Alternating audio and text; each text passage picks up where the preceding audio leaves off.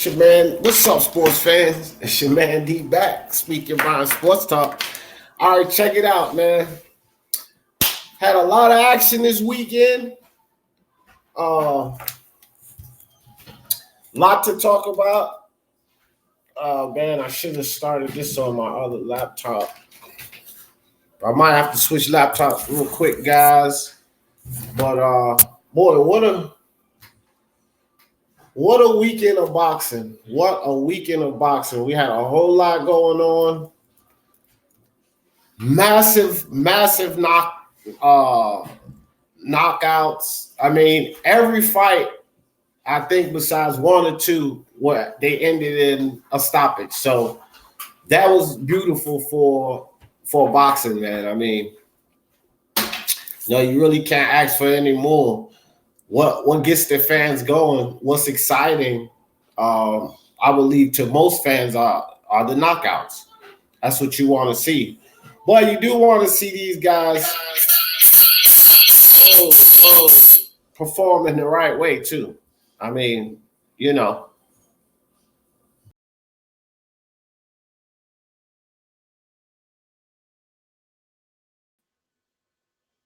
Sorry about that. Quick mishap. Had to switch. Had to switch laptops right quick. But yeah, man, we got a lot to talk about. I'm gonna drop the link in the chat. So any of you guys want to come up here and kick it about what just went down last night? Also Friday night, we can't leave here without talking about Chavez Jr. And the nonsense with him. And man, gosh, just quitting, man. He embarrassed himself. He embarrassed his father for sure. We just seen poor Chavez Sr. throw his head down in his lap, and we got the Errol Spence interview. Charlo Harrison, and definitely a lot to talk about that. F.A. Jaguar hit the canvas. Uh, Liam Williams with a nice victory over Atlanta's Fox. That was pretty good. And of course, Daniel Dubois and his second round destruction, Fujimoto. And I got lucky and called that round. I mean, to be perfectly honest, guys, none of us are psychic. And, it's just a bit of luck when you predict the exact rounds. So, it is what it is. All right, Carl, what's up, brethren? Just going to talk about a lot of the events and everything that happened this weekend, bro. I got the link up there already, Iron Column, just in case you want to jump up here and kick it with me, my bro. But man, what an exciting week of boxing. One thing I can say is, a lot of people always go after the PBC for the trash cards, but it was a pretty good card for the PBC this weekend. I mean, they had a good card. It was just as good as the BT Sports card with Daniel Dubois, which that was also a great card. But like I said, guys, there's so much for us to talk about. Let me see, Iron Cole said, I like the FA job, but got a little tough work. And he pulled out. Oh, yeah, sure, for sure, bro. I put a video up about that pretty much saying the same thing, Iron Cole. Lisa Bells, what's up, Queen Lisa? Appreciate you coming through. So, shoot, to be honest, I'm gonna just look through my videos to see what to talk about first. But first, let's talk about Daniel Dubois and Fujimoto, because to me that was expected, or it should have been expected. Um, Daniel Dubois is probably, in my opinion, as far as the heavyweight's concerned, I think that Daniel Dubois is the most promising prospect right now. The most promising prospect. You got Joyce, and he's still a prospect, even though he's older. He's a prospect to the game because he hasn't been boxing long. But you do have Joe Joyce, F.L. Jabba, Philippe Hergovich, Nathan Gorman, even though he lost one, he's still a prospect, and I think he still deserves to be talked about. But when you look at the scope of all of these guys, and then actually in the on the Dubois card, it was another young kid that's coming up, Adelaide, also another British fighter. He looked pretty good, first round stoppage. But when you take the scope of all of these prospects, I gotta put Daniel at the top. I think he's ahead of the rest of these guys. I really would like to see he and Philippe Hergovich mix it up, but I don't think that they'll put either of those guys in with each other at this point. I will once I uh, get my sons to leave me alone, bro. All right, that's what's good. My man LBFW win some good fights last night. Yeah, jump up here with me, Lewis. The link is up there in the chat up top, bro. Jump up here with me, man. I know you mostly basketball, but you can jump up with your boy and talk some boxing, dog. But appreciate you coming through either way. But like I said, man, Daniel Dubois, I do believe that he's at the top of these young prospects. I believe that um, I got him number one of the young prospects. I think he's the most promising. Just the way he throws his punches, he throws different punches, he works the body. Of course, all of these prospects have some knocks on them, which means, they need to improve in certain areas. But this is why they're prospects. They're not contenders. They're not considered to be, top 10 or anything like that. They're still in the prospect phase. So let's give them some time to just get more experience, basically fight tougher fights and learn something. How's it going, D in chat? What's up, Jackal? Appreciate you coming through. So I put a video up Friday, right before the Jacobs and Chavez card, and the video is titled "Second Round Destruction." Daniel Dubois. Well, that's what we got, a second round destruction by Daniel Dubois. So again, it was a lucky guess, but my initial thoughts was that, I watched some film on Fujimoto, and he's not a horrible boxer, but he was too small. And I knew that Daniel Dubois was going to dispatch this dude probably in anywhere from 2 to 4 rounds. I knew that he wasn't going to really be much of a challenge for Daniel Dubois. So I kind of expected to see that. I kind of expected to see Daniel Dubois put him away early. My only decision was between 2 to 4. So what I did is I just went with the earliest round, which was round 2. I said, I think he'll probably go ahead and get him out of there in 2. I don't see why he can't. And he did. He got him out of there in 2 rounds. So,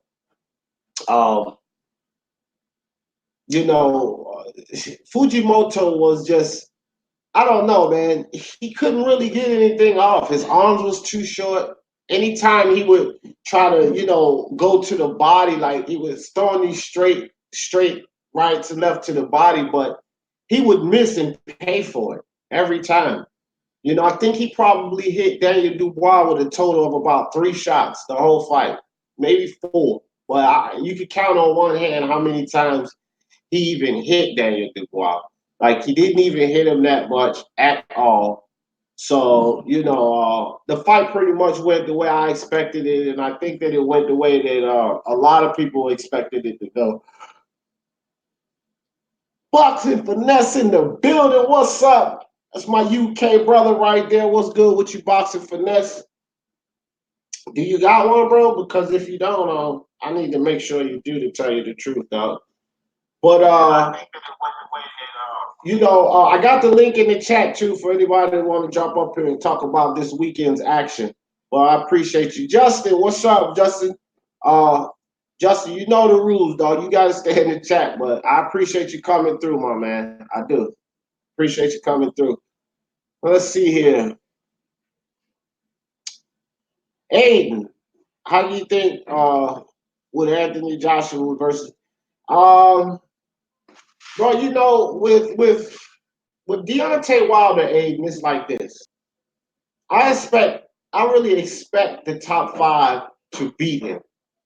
I do. But he has an equalizer, bro. And so that's the thing. He's dangerous to every heavyweight. Not concerning the fundamentals of the sweet science, but that right hand. I said this makes him extremely dangerous to everyone. That right hand is crucial. If he hits you, if he hits any of these guys, they're toast. You know? Now, Anthony Joshua, his boxing ability, I would have to pick Anthony Joshua. I would pick Joshua in the fight against Wilder. But, like my guy Fury, I'm picking Fury to win against Wilder. But Wilder can knock you out.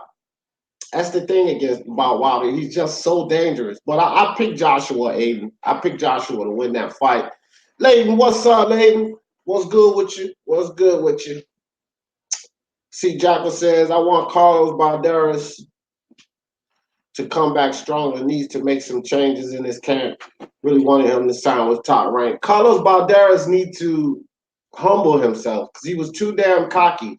And we seen two cocky fighters get put down this weekend. Tony Harrison, while a lot of people were talking about the mental games and so forth, and before the fight started, and I was doing live commentary, so it was right there on my live. I said sometimes you can display and have overconfidence. And people keep saying, well, that don't have nothing to do with the mental. No, that is your mental. That's about focus. Okay? You get overconfident and all of that. That has to do with your focus. So that's a lack of, that's mental. That's mental right there. And so, Balderas was very cocky as well. And both of them paid the price. I mean, you gotta humble yourself. You know what I mean?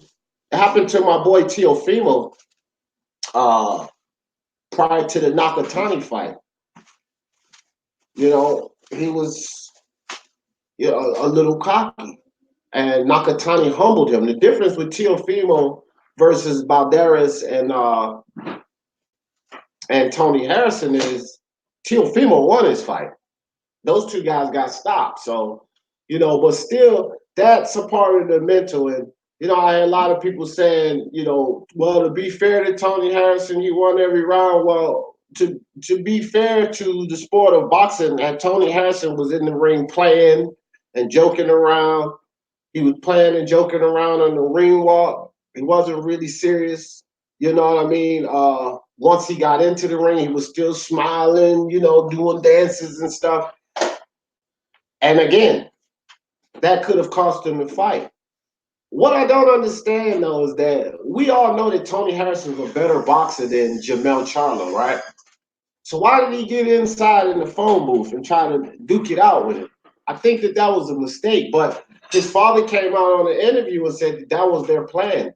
They planned to go in there and fight that way. Why that was their plan, I don't know. I think that, he should have kept the distance, try to let Jermell come in pretty much like he fought the first fight. But again, guys, that all has to do with, I mean, it's a mental game, but it's partially mental, bro. Tony Harrison, I seen that. Tony Harrison did have an advantage at the press conference, but that's not going to win the whole game, bro.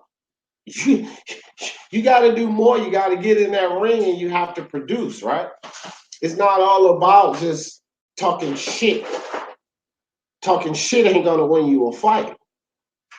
Let me see. Fuji and AJ was going to fight in Japan a year ago. That would have been a huge money fight for AJ, Japanese boxer. Yeah, it would have been a big money fight. And I think it would have pretty much went the same way for Ness. AJ would have knocked him out early the same way Dubois did, if not earlier, because AJ's a better boxer than Dubois. He's further along, so he's got the power too. So Fujimoto was going to lose either way. You look at either one of those fights, you feel me? Let's see. Justin said, if I keep my faith, no, Justin, I can't, bro. I can't do it. Because your voice, you still sound like a kid, bro. So I ain't taking no chances, bro. Again, no disrespect to you, Justin. It's just, man, don't blame us. Blame YouTube, brother. And I know you like to get up here and let everybody get a chance to show off what you know, but you got to be comfortable with that. Said my channel is set where I can watch it. Yeah, but that don't make it the laws there, Justin. I mean, they still have what they got. I don't even. Your channel is set that way, but my channel is all of my lives are set, not made for kids. You know what I mean? And 18 or older. So YouTube can try and come after me, but I've done all the things that they asked to do. So my channel is set that way. So I have to basically keep it that way. What's good with your Texan? Appreciate you, my man, coming through. Let me see here.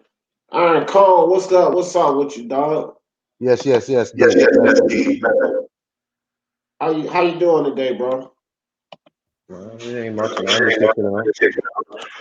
All right, so check this out, man. Check this out. You've been you chat with us and kick it out all the time. Boxer Finesse said Tony Harrison was so confident he knew Charlo wasn't hurting him, was eating them shots. Tony got said I got his number, but again, shit backfired. Yeah, that's the fact, but what's that like? All right, so this is what I'm saying. This is what I'm saying, Colin. This is what I'm saying. You was on like different chats with me when we were talking about this prior to the fight. And Yes. you already know I've been picked Charlo to win by stoppage, right?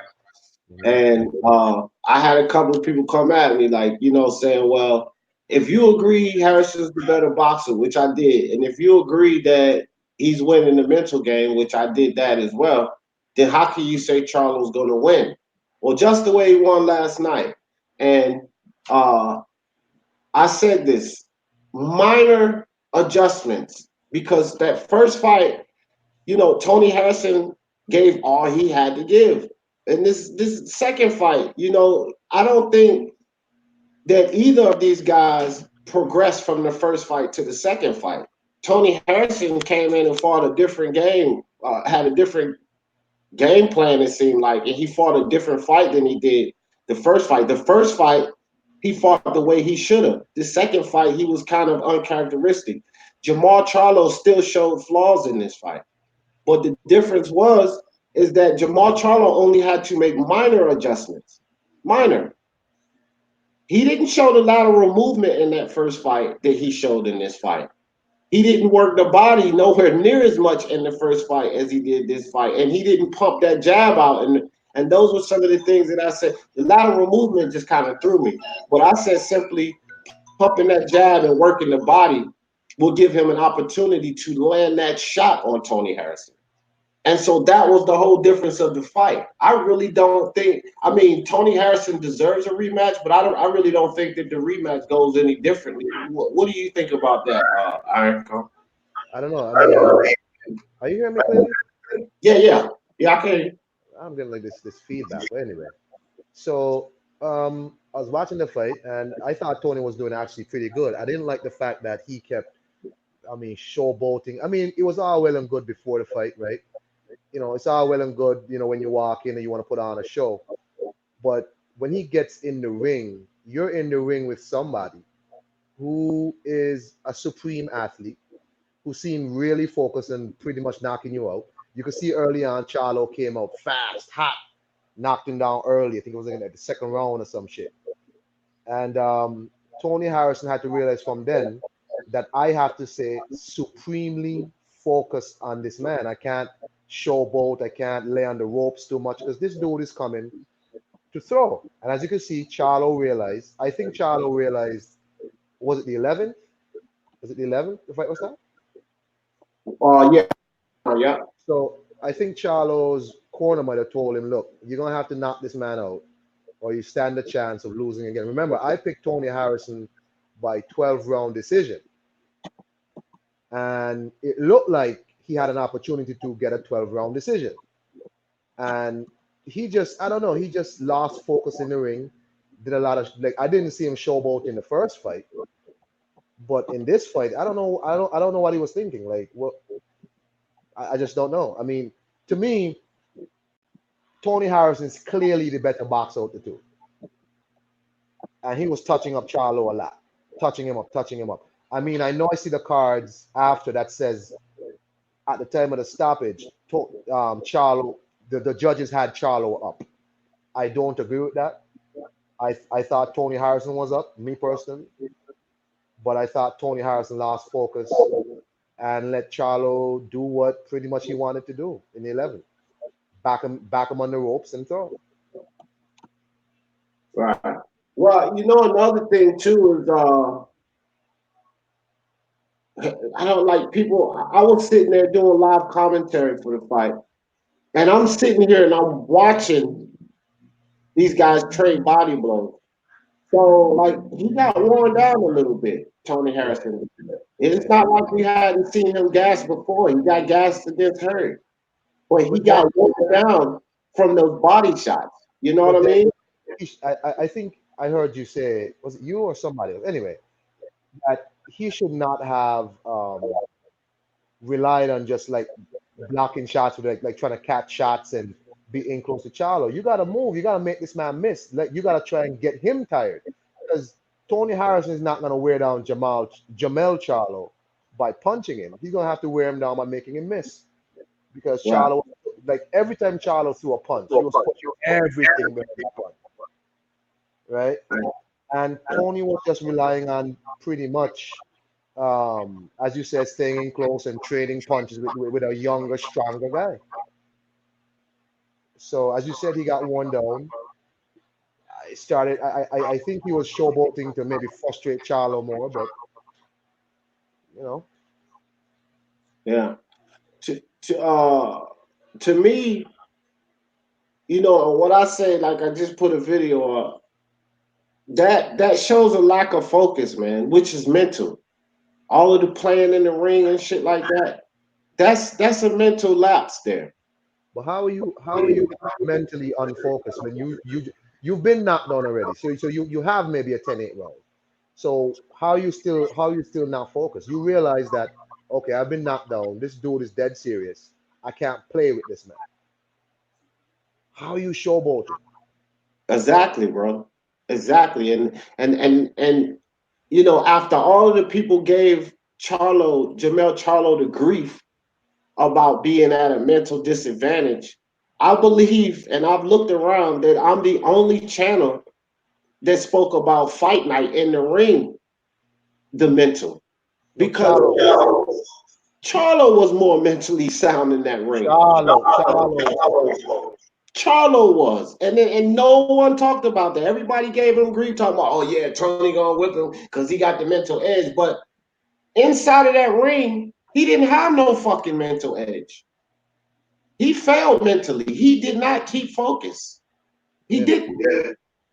So and this is why I was saying, like, uh, before the fight, this is why I was saying. Jake asked me, he was like, "D, you agree that Charlo is not the better boxer?" I say, yeah. You agree that Tony Harris got the mental advantage? Yeah. So how the hell do you see him winning? But look what happened in the ring. Like, Yeah, this is why mental is a part of the game. It's not the end all be all. You know what I mean? It's a whole lot more that plays a part, and that's in any sport. Mentally, if you're sound and you're ready, yes, that gives you an advantage. But it ain't the end all be all. You know what I mean? But he got to I agree. listen. When you get overconfident, which clearly Harrison was, that's a sign of a mental mistake because you're too confident. That's all mental. You know what I mean? Just because you can sit up at a press conference and talk shit and I'll talk somebody, you got a better mouthpiece than somebody. How the fuck does that mean you're gonna win a fight? Because basically that's Did how a you lot of people are giving him the fight because he was a better talker than Charlo. What the fuck? did you have Charlo winning the fight? Yes, I missed it by 1 round, bro. I picked 10th round stoppage. No, no, no, no, no. Like if it went to decision, did you have Charlo winning the fight? Yes. Oh, you talking about like by the scorecards? Yeah. Uh, no. until the 11th round and he got the second knockdown, I believe that if Tony would have survived that, I believe then we'll have to go to the cards and look at it. You know what I mean? Because that gave him 2 10-8 rounds. And then the 12th round could have been the championship round. Yeah, You because understand? So that's how I had it. Now I the hear a judges lot had of Charlo winning. huh? The judges had Charlo winning on the cards before the stoppage. Yeah, well, fuck the judges, bro, and comp your box. And I don't, you know what I mean? I don't really rely on a lot of that nonsense. You know what I mean? Because we know that there's corruption. Well, I said before the fight that if it went 12, Tony Harrison would have to have a landslide because I thought that they would potentially rob him because Charlo's more marketable. Tony Harrison's on his way out. You know what I Mm-hmm. mean? So I don't like. I don't know, man. Judges are equipped to look at these fights and do a better job than I can do. I'm not going to sit here and act like I can do better than a judge, one of these judges, in scoring a fight. You know what I mean? So I'm not going to disrespect them like that. But I thought after the 12th, and I seen Charlo go run up on the rope. I said, man, get your ass down. This man is not out of there yet. You know what I mean? Uh, and I was like, if Tony Harrison makes this round, then it's going to be the 12th round that's going to decide it. Now, with that being said, and of course we're speculating here, if it had went to the 12th round, how many people actually think Harrison would have won that round? Because he started to wane. If you remember the first fight in the 12th round, he got beat. Charlo beat him in the 12th round of the first fight because he started to wane. Charlo hurt him in the 12th round of the first fight. You know what I'm saying? So what's the chances that he would have taken that championship round per se and went on and won the fight by the scorecards anyway? It's all hypothetical, Right. speculation. But I think the fight was extremely close until Charlo hit that knockdown in the second round. And had it gone to the 12th round, I don't know. It's up in the air. I really believe that the 12th round would have decided it. I didn't have it such a wide margin as everybody else had it. I'm like, because I was going back and forth a little bit with some of the people in the chat, and I'm like, bro, what are you guys watching? Because everybody, oh, that's Tony Harrison. 6, 7 rounds to 2 and this kind of nonsense. And I'm like, bro, no fucking way. Like, that's not what I seen. Now, again, I'm not the best judge, but some of those judges didn't have it that way either. You know, they actually had Charlo winning, but all of this 7-2 and I think I seen one as far as going 8-2 rounds. I'm like, bro, what the hell? That fight was not that lopsided, not in my opinion. And I was calling blow by blow commentary, bro. Like, whatever. Nah, that wasn't a Anthony Joshua, Andy Ruiz type shutout. That wasn't like that, dude. That Right, right. But I've was already heard videos, man, talking about, oh, well, Harrison was easily winning the fight. He had him up 7-2 rounds, 8-2 rounds. And I'm like, what the hell, bro? I didn't see any of that. I didn't see any of that. These guys were trading blows. Um, they were trading exchanging jabs, body shots. There was no landslide fight. And if Charlo didn't get the knockout, he was done. This was no but Deontay Wilder and Luis Ortiz type situation. but question though. I heard you say something about a rematch. Is Tony Harrison asking for a rematch? Um, I don't even know. His dad, the interview that I watched with his dad,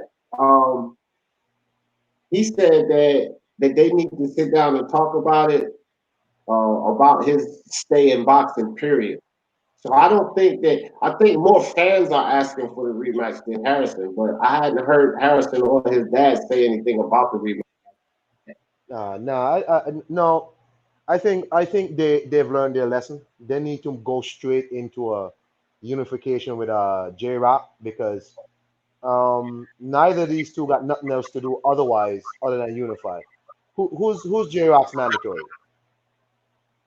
Oh shit, I'm not even sure, Iron. Anybody in the chat know who J Rock mandatory is?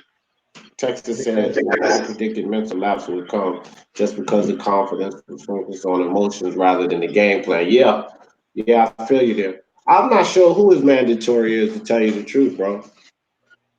because to be honest, Tony Harrison is not gonna get no rematch, and I don't think there's any. I don't think there's anybody else for Charlo to fight outside of Gerard. So Yeah. no rematch, no rematch. Gerard got the other three belts, no? They got all the belts except Jaime. Jaime has one, the last one. Jaime I thought Munguia. he vacated that. Didn't he vacate that to move up? No, he hasn't moved up yet. Oh, okay. So he still. Well, he could fight Jaime Munguia. Shit, Who? Charlo.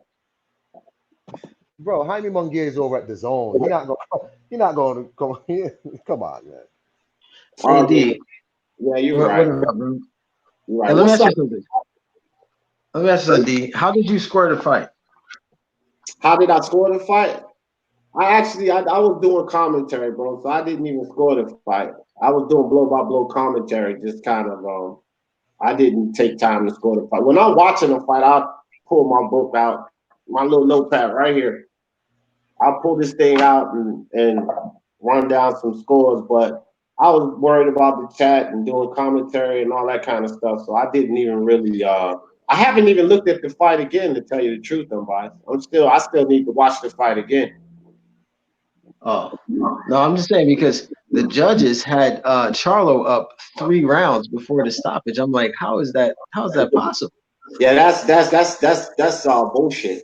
Just going from the blow by blow commentary I was doing, no fucking way was Charlo up 3 rounds, bro.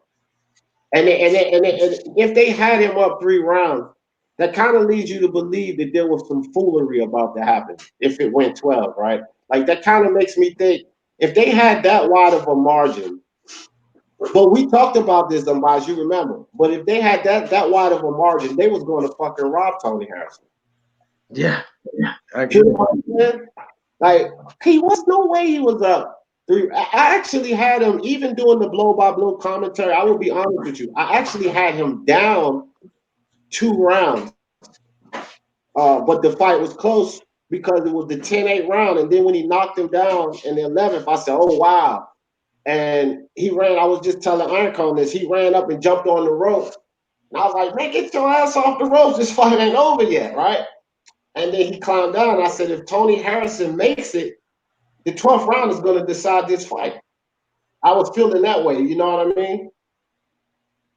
Yeah, man, that's crazy. But I mean, at the end of the day, Jamel slept him. So credit to Jamel. You can't argue with a KO. So Yeah, but since you in here, and I ain't really debating or nothing, bro, but I'm gonna come at you a little bit because that's how we do.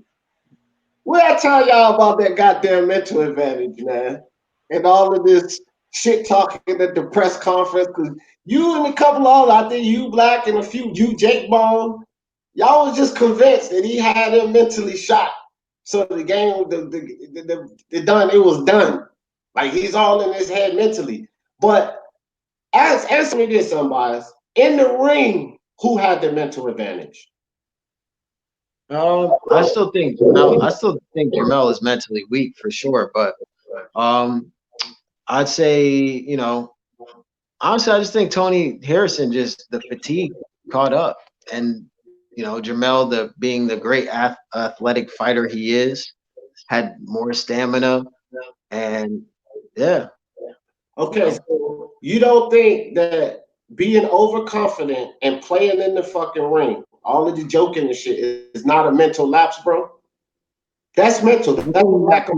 he got way too comfortable because he was winning too easily, and That's a then lack of, bro. That's mental. I mean, you could look at it as like that, yeah, for sure. And so Charlo was going in trying to get hits, and Tony Harrison was picking him off again. But he stayed focused, stayed working the body, pumping the jab, and got his shot in there. So that's mental fortitude. To me, in the ring, forget about the press conference. In the ring during the fight, Jamel had the mental advantage. This man was playing during the walk-in. he was playing before the fight started. He played 3 times in the ring. In that fight, I don't think he had the mental edge. It was Charlo in the fight. Yeah, at the press conference, he had him. I give you all of that. But in the fight, I think Charlo was more mentally sound. Yeah, he looked more focused and more sticking to whatever game plan. I don't even think he had a game plan. It was just like natural instincts for Jermell. But whatever he did, it worked. Well, okay, so you do film study like I do too. So I want to break this down to you. In that first fight, we didn't see Charlo using lateral movement, did we? Nah, He used lateral movement in the second fight, right or wrong? I didn't see much of that. That's why I'm getting hit with pretty much everything. Fight again too, because I was looking at he used lateral movement. He was trapped in the corner a few times. He was kind of stuck on those ropes a few times, and he used lateral. Using his footwork. Huh? You mean using his footwork? Yeah. Yeah. Yeah. Okay. In the first fight, was he pumping that jab as avid as he was pumping it in the second fight? Yeah, he didn't really use his jab too much. Right. So the second fight, he was using the jab. And one thing I know for sure, because I was going blow by blow. Oh, nice body shot by Harrison. Nice body shot by Charlo. He was throwing way more body shots. That helped wear Harrison down. So to me, it's like I said when we was on the UGC, minor adjustments. Now the lateral movement, I didn't mention that, but I mentioned utilize the jab and go to the body. And he did that. He did that. He was very inaccurate with a lot of his shots. That's why I had Tony winning, but he did what he had to do. So credit to Jermell, but I had Tony winning the fight up until the KO. So, it is what it is. Like the dude was 1 round away from winning it, but the showboating and the bullshit he was doing, it caught up to him, and then he got knocked out. So what was your scores like? What scores did you? How wide did you have the fight? I honestly had Jermell winning 3 rounds. To be honest with you. So you had it 8 to before the stoppage. Before the 7 to stoppage. 3. You had it 7 to 3. Yep. That's kind of why I didn't really have it that way. I had Jermell up 2 rounds. I had Harrison up 2 rounds, but again, I need to watch the fight again because you could actually be right. You know how it is when you watch the fight a second time. You see a lot of things you didn't see. And again, I couldn't really focus on all of that because I was communicating with the chat and doing the blow by blow. So Leighton, you could come back in, bro. I think your phone went a little haywire, but I don't know. I'll look at it again, man. I didn't see him being that wide, but he could have been. I know you like I am, and you do a lot of film. A lot of those shots Jermell was throwing, they were being blocked. Like the high guard that Tony Harrison, he was catching it. So he wasn't really landing too much. He was throwing wide, like windmill type punches that were just missing. So what the hell did CompuBox have, bro? They was all off. Those numbers way off, bro. What's up, Freddie G? I was like, man, CompuBox, they should really just get rid of that. They should get rid of that, but I know they won't. But that just I think CompuBox is for casual fans and to build and promote these fights. You know what I mean? Yeah. So they could fight later and say, well, he outlanded him such and such in their last fight, and kind of build and promote the fight. I think that's why CompuBox is around because those numbers were way off, bro. I mean way off. What's up, A-Obs, huh? You see A-Obs comment? He said he had an 8-2 to Harrison. Yeah, man. Those kind of scores I don't agree with, man. I'm gonna have to watch the fight. I see it right there. What's up, Wood? Stay real. Hey, yo, I'm biased. Y'all go to my channel. Yeah, go to Wood channel. Go check him out. Chat. Right above your comment, Wood. The link right there in the chat. Yeah, man, I'm gonna have to definitely watch this fight because hell, Unbiased had it 7-3, you had it 8-2. So I'm not. But even professional fighters on the PBC had Tony winning wide. Like Yeah, even but Crawford was like, the compy box is they're lying on that, and Devin Haney had him winning. He wasn't really, in my opinion.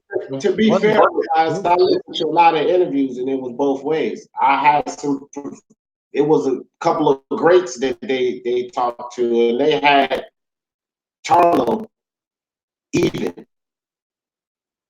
So I mean, it's kind of like us in the YouTube community.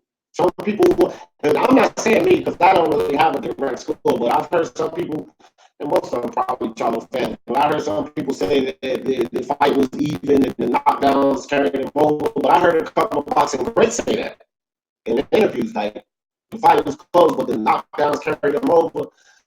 But that 8-2, man, just from my blow commentary, that 8-2 just to me seems far off. I gotta say that because I ain't no CompuBox. I was sitting there watching the fight and giving blow by blows, and I understand what you were saying about some of his shots being picked off and hitting the gloves.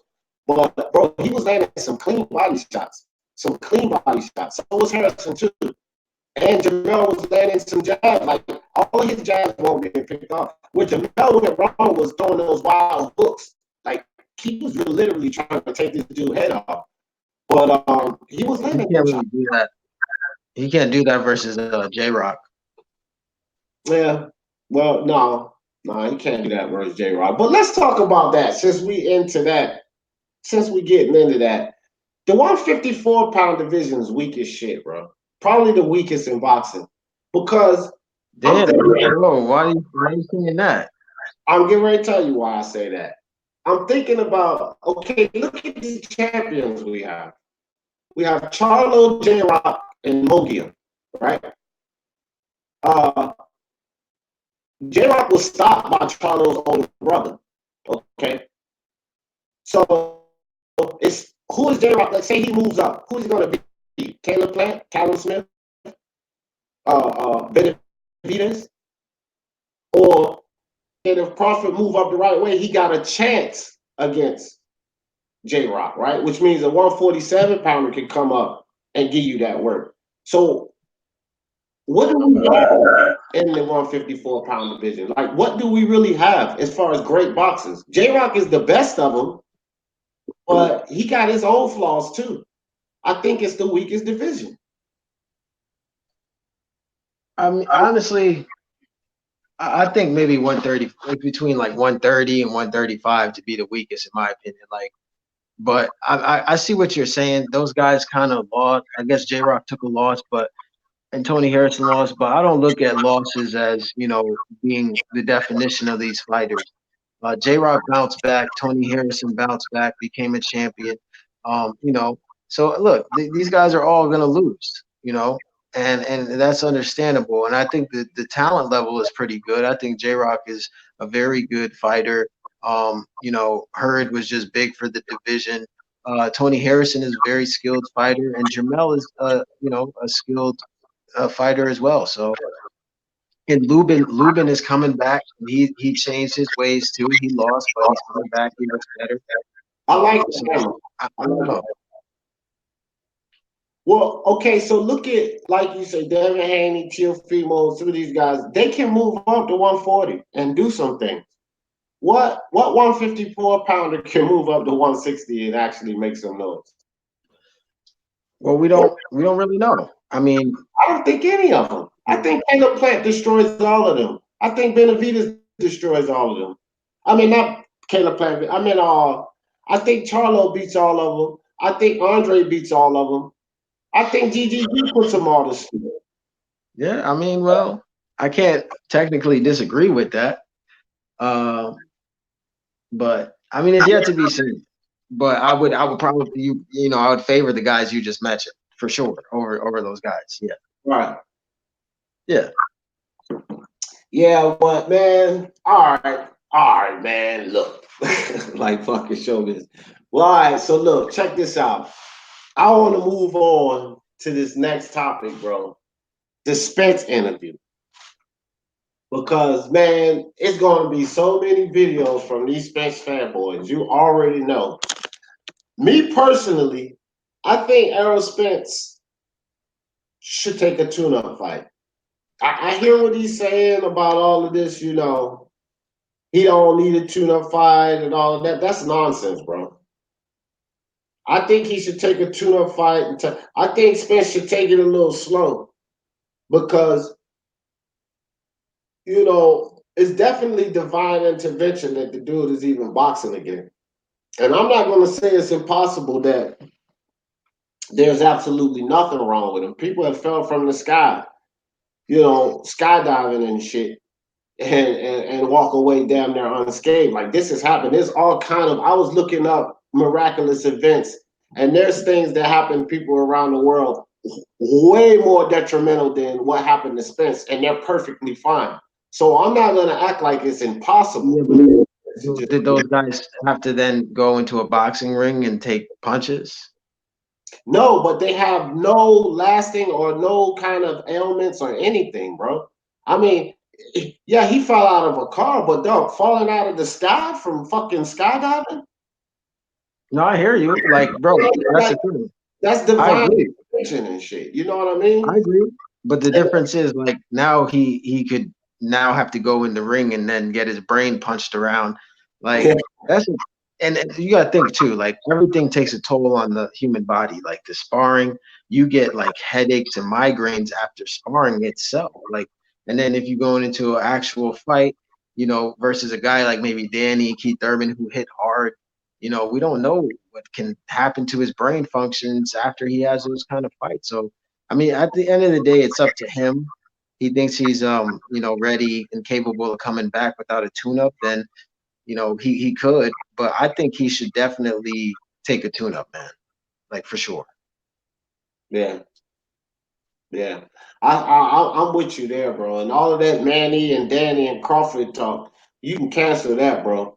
Yeah, I think I'm for real, bro. Like I think it's extremely dangerous. First off, I think Crawford beats all of them at 147. But you know, I wouldn't even say like if he rematched Porter, like he came right back and rematched Porter. I'm fucking hell no, bro. You know what I mean? Danny Garcia, hell no. Manny Pacquiao, hell no. Bro, you better go take, you know, I think you guys might even at this point. You better take a page out of Danny Garcia's book and get Yeah, something from the cherry tree. cherry pick, bro. For Yeah, sure. bro. Like if it's any time for Spence to cherry pick, it's right now, dog. Like, and now as far as the things he was saying, I think that it could be a lot of sincerity into that, bro. Because when you face an experience like that, and you know, you think you just got time to sit back and think about you could have been gone away from your kids, that's enough to shake a man up and get him to, you know, make him get his life in order. When you think about your kids, you know, 22 years ago, when I came home, I thought about my kids, which is what stopped me from, you know, playing them streets out there. You know, the thought of your kids or losing your kids or your kids losing you can change a man around, bro. You know, and I think a lot of the things he said he was sincere about. What I really hope though is if it will get him to achieve now. You know what I mean? Try to be the best you can be. Don't take the time that you have in this sport for granted. Because that's what a lot of these guys over at the PBC they're doing, bro. They're taking this sport and the time that they have in this sport for granted. They messing around chasing dollars, chasing Canelo instead of, you know, building on their legacy. And so what do you think about his mental? Do you think it was sincere, the things he was saying, or do you think he was saying it just to, you know, PR, Um, publishing? you know, I think it was a little bit of PR, but I think there was some sincerity in there too. But you know, again, like I I just hope for the best for Spence. He just needs to take it slowly coming back to that championship level, in my opinion. You know, just take his time. He doesn't want to rush that because, but I feel like now he has like a broken, I mean, not a broken, a guaranteed excuse if he loses. So Yeah, well, you could even if he don't use it, his fanboys will. Oh man, he only lost that because he was in the car accident. Even if they had a doctor's note right in front of him saying, "Look, perfectly fine, no nerve damage, no nothing." Yeah, but they don't know that he was in the car accident. That's the only reason he lost. So, yeah, yep. it is definitely a built-in excuse, dog, for sure. For sure, man. Ain't no doubt in my mind, bro. They gonna be using, especially he knows the sports. He don't Yeah. never admit to nothing. You know what I mean? He never admit to nothing. You make 100 videos talking about this man is gonna stop him, and I'm like, bro, you crazy. He's not gonna stop him. Then when he don't stop him, you don't say anything about those 100 videos. All you say is Spence still did a good job, and everybody hating on Spence. Wait a minute. What about the foolery you said, dog? You know, Jacobs gonna go in there and beat Canelo. Did Jacobs lose? He was paid to lose. Yard gonna That beat dude, Kovalev. Then when Kovalev knocked him out, Yard still did a good job. Like, ain't nothing to nothing, bro. Like, what the hell? So you're gonna have a lot of fans like him, and he's definitely gonna be at the forefront with these silly ass videos about Spence, because I don't know, these Spence fans are mad, bro. Wilder fans, Spence fans, Lomachenko and Pacquiao fans. Those four fan bases are freaking mad, bro. Like absolutely. Now, F.A. Ajagba, um, I was just going around looking at videos, bro. I think that people are being way too harsh on F.A. Ajagba. I've even seen some people say that he's garbage. Yeah, bro. And I'm like, wait a minute now, wait a minute. And the comparison of Jagba to Daniel Dubois, people stop this nonsense. Daniel Dubois has been fighting. He's been boxing since he was 9 years old.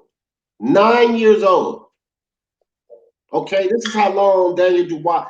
F.A. Jagba came in this game as a grown man. He was a football player, not American football, but soccer. He was a soccer player, bro. right. This is the thing. After that, and then he came to boxing. This is what I'll say about F.A. Definitely needs to tighten up his defense. Work behind the jab, fight taller. There's things he needs to just work on. Like let's be honest, definitely there. Like listen, there's drills that he can get and use to be less upright, and I'm sure Ronnie Shield knows that. So they could work on that. He's not trash. Just because you have one bad fight does not mean you're garbage. I mean, Wilder got dropped by Harold Sconier, and then he became what he is today. And all his fanboys think he's like, a god or whatever. So, Number one, and that's stupidness, bro. Come on. right. Job was trash. I mean, didn't that fan get up, show heart, grit, and knock the guy out? Yeah. Did he get flustered? Did he lose all focus? And you know what I mean? How many people do we see get knocked down like that and end up losing the fight? And this is a guy with only 14 fights. Like, what the hell is wrong with people, bro? This is a guy that don't have. I heard someone talking about, oh, he has amateur pedigree. The motherfucker got like 15, 20 amateur fights, bro. I mean, Some people, sometimes amateurs don't matter for certain people. Like they could have as many amateur fights as they could even have 50. But right. if they didn't pick up on anything in those amateur fights, it doesn't matter. Right. So And coming from soccer, not like a lot of these other guys with amateur fights where they was in the gym when they're young and then they move up and start competing in the amateurs. That's not a Jagba, bro. He went straight to the amateurs from the kitchen because he was a freaking cook. So he went straight to the kitchen. No, seriously, that's what he was. He did soccer, then he was a cook. So he went straight from the kitchen to the gym into amateurs. And he had 15 or 20 fights from there. But when you look at this guy's total amateur career, right? And you look at Wilder. Deontay Wilder got more fights than F.A. Jagba in his pro career than F.A. Jagba has in pro and amateur. And nobody can tell me that shows more fundamentals than Wilder. You can't tell me that. He shows more fundamentals than Wilder does. But he's trash. Like, I just don't get it. I don't get, like, a lot of fans are so quick to bash these guys. David Dubois, in my opinion, is by far, he's ahead of the prospects, the young heavyweight prospects. The guy that I think is that may be close to him is Philippe Hrgović. I like Philippe Hrgović. He's pretty solid too. All right, so Unbiased stepped out. Unbiased, if your phone died, you know you can come back in. But let me see here. Let me go to the chat, see what you guys talking about in the chat. All right. Pac-Man begging for that fight now. Yeah. You talking about the Spence fight, A-Obs? Pac-Man begging for the Spence. I bet you he is. I bet you he is. He know he got a little bit of an edge, or he might think he got a little bit of an edge on Spence. I could definitely see that, dog. Get this smoke. Says you get headaches from just working out, getting punched. Yeah, that's the truth. You can get headaches from just sitting around. That's life changing experience. Yeah, for sure, bro. And I hope it changed his life. A-Obs and got him, more focused, mentally, focused on achieving in this world. Spence stops Crawford if he's 90%. How do you figure that? Get this smoke. You click that link, man. You're not banned. Tune-ups, whether necessary or not, is just wise. Yeah. Well, that we agree on. But Smoke, click that link. I want to know how you figure at 90% Spence stops Crawford. Anyway. And if you talk about because of the Count Velasquez fight, man, that's not enough to say the Spence stops him. Cherry tree. What are you talking about, Freddie? Must have been from somewhere else conference. Fact Smoke, when he's trying to push that extra rep, that's when he'll know if he's there to change. So, A-Obs, do you think Spence stops Crawford, even if he comes back 90%? Do you believe that? I wish Spence the best, even if he ducking Crawford. Yeah, he definitely doing that. Or he did that. I don't know what he's going to do when he comes back. John, what's up, bro? What's up, man? I'm just getting to the chat. Sorry, bro. I see you stepped in a little while, about 4 minutes ago. Ajagba is a physical beast. He needs to learn fundamentals. Yeah, he needs to get better. That's one thing we can all agree on. I just think he needs to be afforded some time, for improvements and get better. I just think a lot of people are being like super harsh on him. Like give a kid more time as long as you're a fast learner. Yeah. Let's see how he looks in like 5 or 6 fights from now. You know what I mean? Like, see how Jaguar looks after 5 or 6 fights from now. And then, in the Olympics, a Jaguar will steep and do. Yeah, but this is the heavyweight division. And, even in this whole era, like, you look at the whole era of boxing and the heavyweight champions now. If it represents what the Olympics was, it's not like we got a plethora of good boxers in the heavyweight division. So I can imagine him knocking guys out in the Olympics. That don't mean he's a great fighter. That just means that they were worse. You know what I'm saying? Like the guys he was knocking out in the Olympics were just worse. Static. On my end, it's a lot of static. Well, I might have to switch, man. Thanks, A-Obs. Thanks, bro. Probably why I lost. Man, that's crazy. All right, there he is. Hey, what's up, man? Hey, what's up, bro? I'm not sure if my connection is gonna be good, but I'll be. I can hear you loud and clear. I want you to break down how you feel Spence stops him like at 90%, because I think it would have been a hard fight with Spence at 100%. Um, yeah, I mean, I didn't think it's going to be easy, but you know, so without putting numbers on it, 90%. I'll just be forthright and say that was just pulling the number out of my ass just to say something, because I don't think he does it at 85%. So 90 made sense. But without putting a number on it, I'm just saying that he doesn't have to be 100%. That's really my point. Right. Whether it's 90 or 95%, that's not really my point. The reason why I say it is because I don't like, while I do think Bud is acclimated to the weight, I still don't think he is. I don't think he's big enough to. I don't think he's big enough for Spence to actually to traverse the talent gap that they have. Like the way Bud fights. His heart, his willingness to trade, his desire to get back, I think is all wrong for Spence. Spence is just too big and too good. Also, I don't think Spence is that. I don't think Crawford is that. I don't think he's that talented defensively. I think he's got good defense, even better than good defense. But the way Spence comes behind the jab and works behind the jab and able to cut the ring off and puts punches in bunches. I don't think. I think it's all bad for Spence. It's all bad for Crawford. I think just his natural style, his natural talents, him being bigger, him being.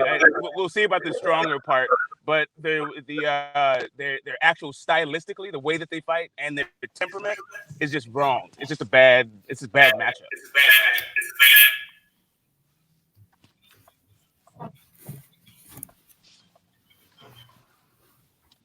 Hello? Are you there? Am I there? Hello?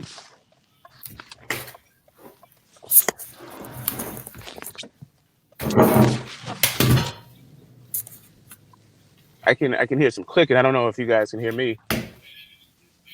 All right, I just switched over real quick. Hey, y'all let me know if it's still I just switched to my other laptop. Y'all let me know if it's still sounding crazy. Yeah, I can hear you, Smoke. Okay. But a couple of people in the chat was telling me that the sound was kind of messed up on it.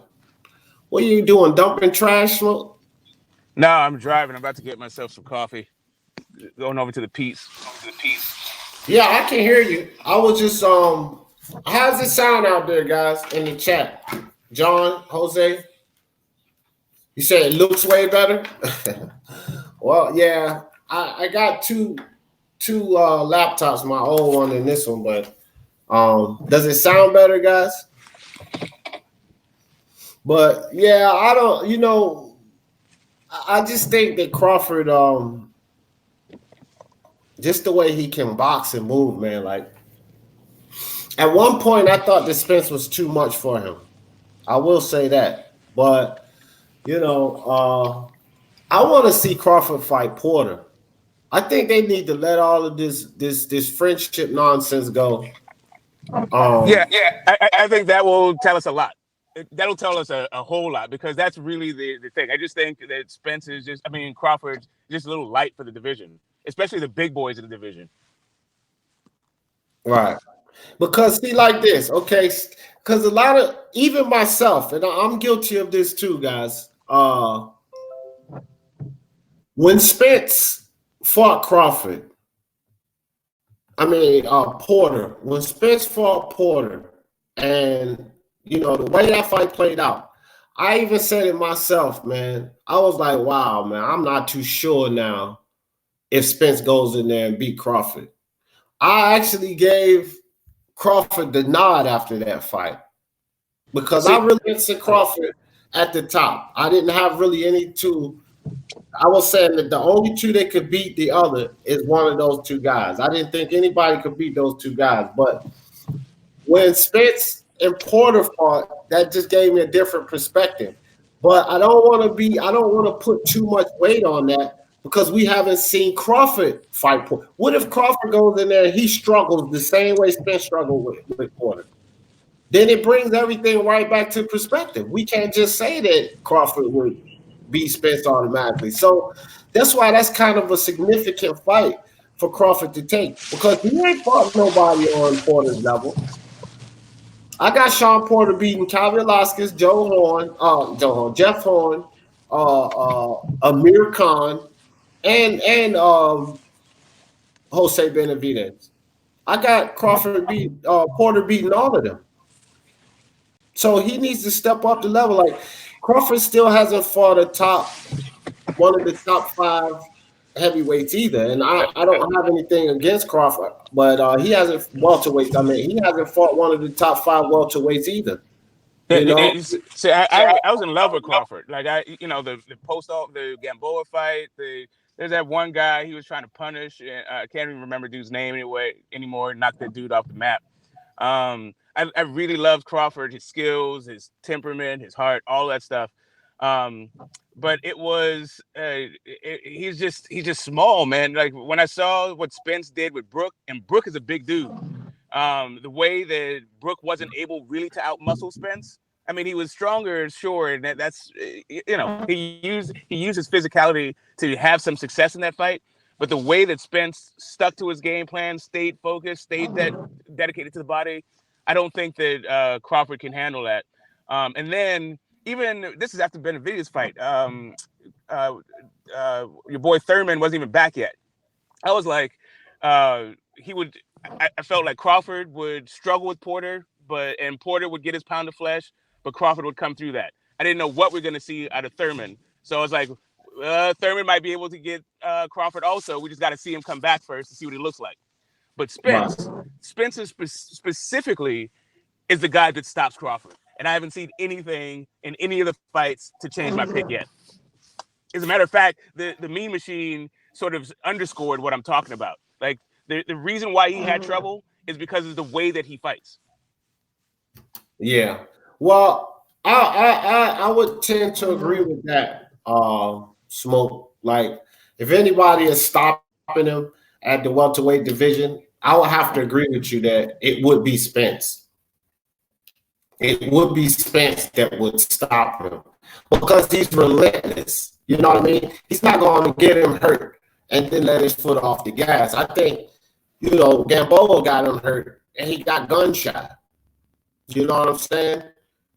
And I don't really know too many people that has gotten him hurt too bad. But I believe if Spence gets him hurt, then he ain't going to get gunshot, No, not only that, I don't think that he has anything to prove. Like people are like, well, he didn't stop Mikey.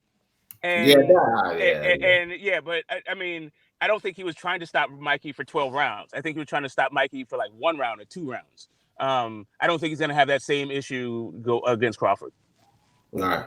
John Donaldson said, can we talk Billy Joe Saunders? Yes, we can. But John, I just put the link in the chat. So if you want to jump up here and bring up the topic or whatever, or at least put it in the chat like what you want to talk about concerning Billy Joe Saunders. I will say this. Billy Joe Saunders should fight if he can get the Canelo fight, which I think he might. He's in line. He's in good shape to get the Canelo fight. But if he doesn't get the Canelo fight, John, I want to ask you this. Who should Billy Joe Saunders fight if he doesn't get the Canelo fight? Because he's campaigning at 168, no? So should he fight Plant? Should he fight Callum Smith? I think Callum Smith and Billy Joe Saunders is probably the best matchup at 168. I believe Plant or Benavidez beats those 2 guys. But what do you think about that, John? Or Smoke, since you up here talking, what do you think about? I think that the best matchup as far as another champion is Callum Smith, especially after watching that John Ryder fiasco. I think that Caleb Plant or Benavidez beats him, but that's just my opinion. What do you think about that, Smoke? I am What's up? I think the BBOC has a lot to do with the quality of their fighters coming out in UCAD. If you can't get that nasal spray and he comes in at like 300 pounds like he usually is before fights, like these dudes are just like straight trap. Like I can't even suspend my disbelief anymore. I just think these guys, they're weak to the body. They can't jab. They're just all like durability and chemically enhanced whatever substances and a rabid and devoted fan base. That's what I think of their fighters, like all of them now. Yeah. John says he's with me on Callum. Yeah, I feel you, John. I'm coming back to this real quick, but Freddie says haters say about the interview that Spence said Manny's name first instead of Bud. Yeah, and that's the thing, bro. Like I've heard that too. I've seen a couple of videos of that Freddie where they talk about he said Manny and Danny's name first, and the announcer that was interviewing him had to even ask him about Bud before he mentioned it. And I'm like, bro, these guys like it's just never gonna stop with this whole Spence Crawford thing. I'm gonna tell everybody just like this. I don't give a damn what Spence say. I don't think we get that fight until 2021. If we get the fight, it ain't gonna happen until 2021. It's the lot again, bro. Yeah, I think it's very convenient that everyone just is not taking Bob totally out of the equation and putting it all on Porter and PBC. Like we know what this is. Boxing fans have been around for a while. Understand? Spence has said what the hell his priorities are. Those are what his priorities were before Crawford was in the division, and he hasn't changed them up. We also all know that Bob Arum is not trying to risk any of his cash cows and has no compunction about throwing the opposition under the bus and put all of the blame on them while he protects his fighters. That's what's happening. If you're just looking for the division just to have one fight and that's the whole fight, and if that fight ain't happening, then it's some bullshit, then that's on you. Because there's a lot of fights at 147 that can happen that don't have anything to do with Porter or that don't have anything to do with Crawford or Spence. Yeah, but those are the two main names. But yeah, you're right. But those are the two main names. So back to the Billy Joe. Epon says all Britain fight a lot of money. Yeah, man. That's why I was like BJS and Callum Smith. And I don't think, and I really don't think he punched that Billy Joe Saunders beats Caleb Plant or Benavidez either. That's just my opinion on it. I don't think so. John says don't think you're doing Callum Smith. Yeah, that would be a pretty good fight. Right. And it also that would give both of them a chance to redeem themselves because Callum Smith had a pretty lackluster fight against John Ryder, and BJS just had a pretty lackluster fight himself. So this would give both of them a chance to redeem themselves. Go ahead, Smoke. I would say stylistically, I'd give the edge to Billy Joe Saunders, and he doesn't have anything behind his punches, but he's got great movement. To me, Callum Smith is really robotic.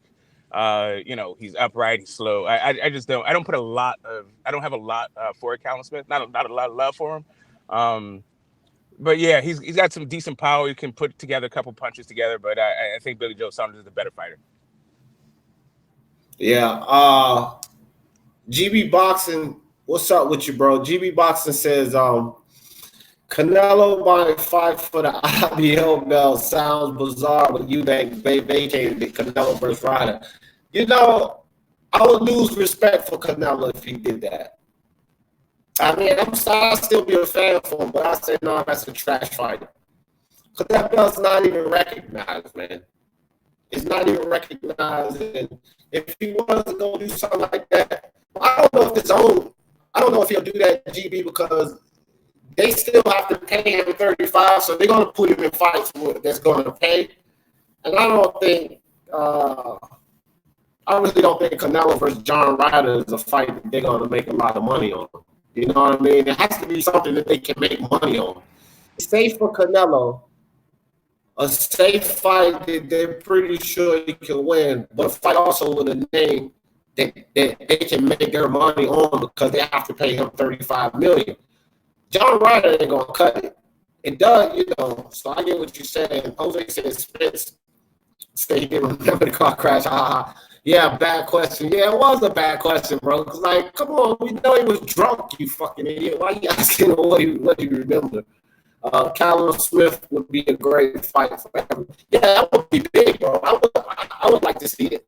Callum Smith's got length and he's a champion, 168, and then my guy Canelo will be collecting another belt. But the big thing, why keep you on it? The big thing with that is that Canelo need to get over there in the UK and make a fight in the UK. He's better do something to keep his star power up anyway, because Anthony Joshua was on his heels as far as the biggest star in boxing. No way, no shape, no how. This is the difference between Canelo and AJ star power. Canelo star power is he can go everywhere, and and he's going to draw numbers. AJ can't. AJ has to pick which market he's going to go into, and maybe his fans will travel. That's not what's happening with Canelo. So tell me this, Smoke. Where can Canelo go? Give me a country, or where you talking about a venue that Canelo can go and okay, he's already made the top. He's already in Vegas. He's already in New York. Why would he go somewhere else that's a lesser market? He's already conquered the best, the hugest market, the most lucrative market. He's the top. That's not what I asked you, bro. You said Canelo can go anywhere. Yeah. I said, where can Canelo go and make a big payday that AJ can't go and make a big payday? Oh, I just said. All right. So the issue, I guess the thing about your question is they're both signed with the Zone, and they're both getting paid from the Zone, basically, and not actually from fans, right? No, so that's not my issue. That's not what I'm saying. But that's what's going on with AJ and Canelo. It's not like the fans are paying for these fights. It's corporate interests that are paying for these fights, and they're losing money. So if a corporate or a private investor is going to pay for the fight, everywhere he can go to Russia, a billionaire will pay for it. He could go to Spain, a billionaire. Like, it doesn't matter if it's just going to be some private entity that funds the fight. You can get that everywhere, and most of the star-powered boxers can do this. But if you're going to ask, if the question is, are the fans going to pay for this fight? Then yeah, that's my point. Canelo can go everywhere and have fans pay for it. AJ can't go everywhere and have fans pay for it. How do you know that it's the corporate entity that's paying for it and the fact that they're losing money? Because you're very, very adamant about these numbers. Hold up. You're very adamant about these numbers and the fact that we don't know the actual numbers. So how can you make that statement with your logic? Okay, I'll tell you why. I'll tell you exactly how. I actually don't know what the numbers are because I haven't seen them. But so how do you know that they're losing money then? How you know we don't know. We don't know. We don't know. That is just my impression. That's just my impression from what I'm getting from the numbers that they said. From they released his purses. They're releasing the gate. From the numbers that they're actually releasing, the verified numbers, they don't add up. Well, at least we have some numbers because did we get any numbers from that Wilder Ortiz fight yet?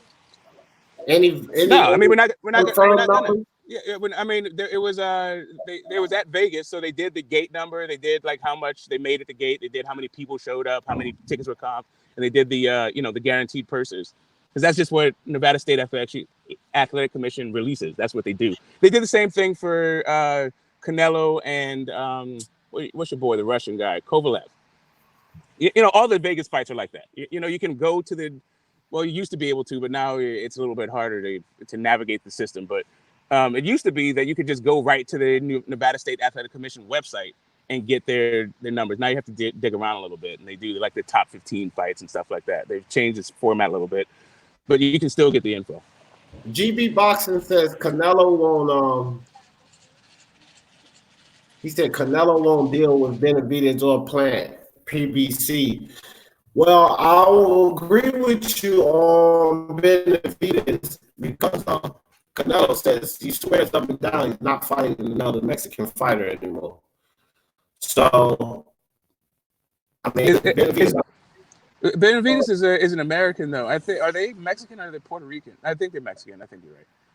But I think they're Mexicans. But they are Americans though. What they said ain't never happened, and I'm over it. He talking about Crawford and Spence. Go ahead, Smoke. I was saying that the Benavidez brothers are out of Arizona. Yeah, I mean, Mexican-American, bro, when it comes to him fighting it and that being a dangerous fight, that's going to be his reason, and I can guarantee you that. So I already said I'm not fighting another Mexican. Now, we can call him Mexican-American and be politically correct about it, but Canelo ain't getting in the ring with him. At 168, I think that's probably his most dangerous fight. And, again, I'm not one to say that Canelo is not going to sit there and take a fight that he knows, he's pretty comfortable he can win. Nobody knows anything, but You know, he got the blueprints from the great Floyd Mayweather. That's what Floyd used to do. He used to pick the fights that he was comfortable he could win in. Yeah, So- yeah. I mean, I agree with your assessment that the zone is trying to recoup some of their money. They need a name. I don't think Benavidez works for that towards that end. Right, or John Ryder, or John Ryder. Yeah, John Ryder is a waste of time altogether. That's just some UK thing because they feel like Ryder did better against Callum Smith. That's not actually the larger boxing world. They don't know who the hell John Ryder is, and Callum Smith is just not going to move the needle. Although it is, half of them don't know who the fuck Callum Smith is, more or less John Ryder. Yeah. But E-Punch said,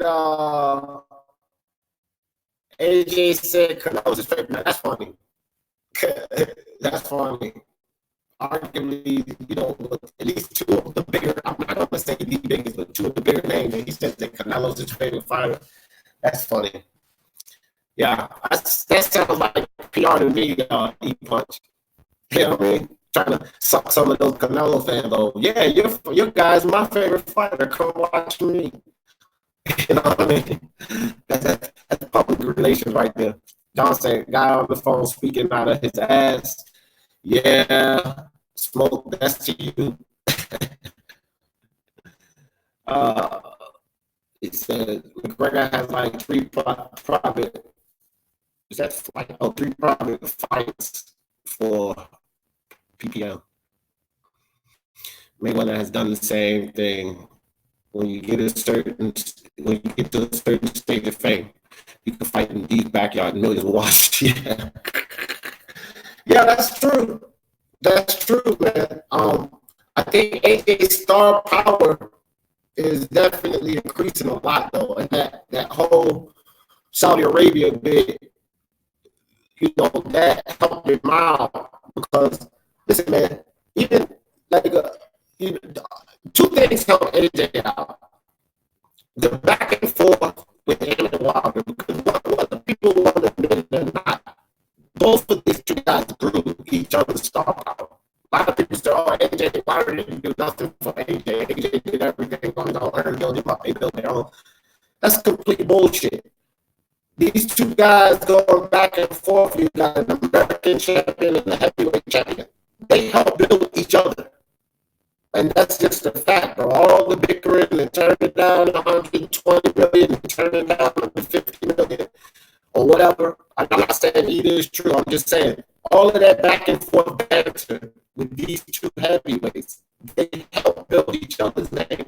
You can't tell me that a bunch of people in the UK don't know who Wilder is. That's bullshit because they want to see AJ fight. Like, come on.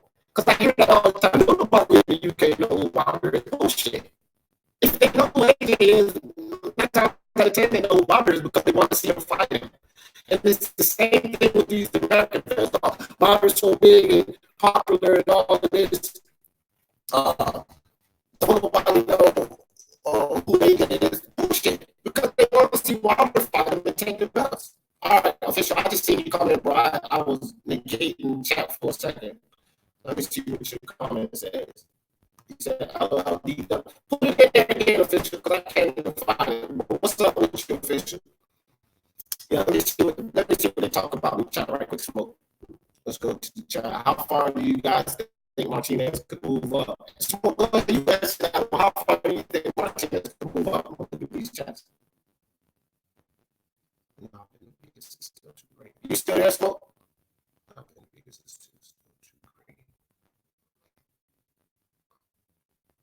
All right, I'm going to Jose's. I don't think one more class is done, Jordan. If that, just one more where he can actually be competitive. I thought so. I think Smoke might be doing something, but he ain't gonna go up too far. Jose said, "Nah, Benavidez is still too great. They're smart. They can feed Benavidez. Once Canelo slows down, yeah, that's a fact. I think he is. He's too young. He's 22. The same thing. I agree with that. The same thing that happened to Canelo when he went in there with Floyd. I think at this point as well, what happened to Benavidez if he goes in there with Canelo schooling.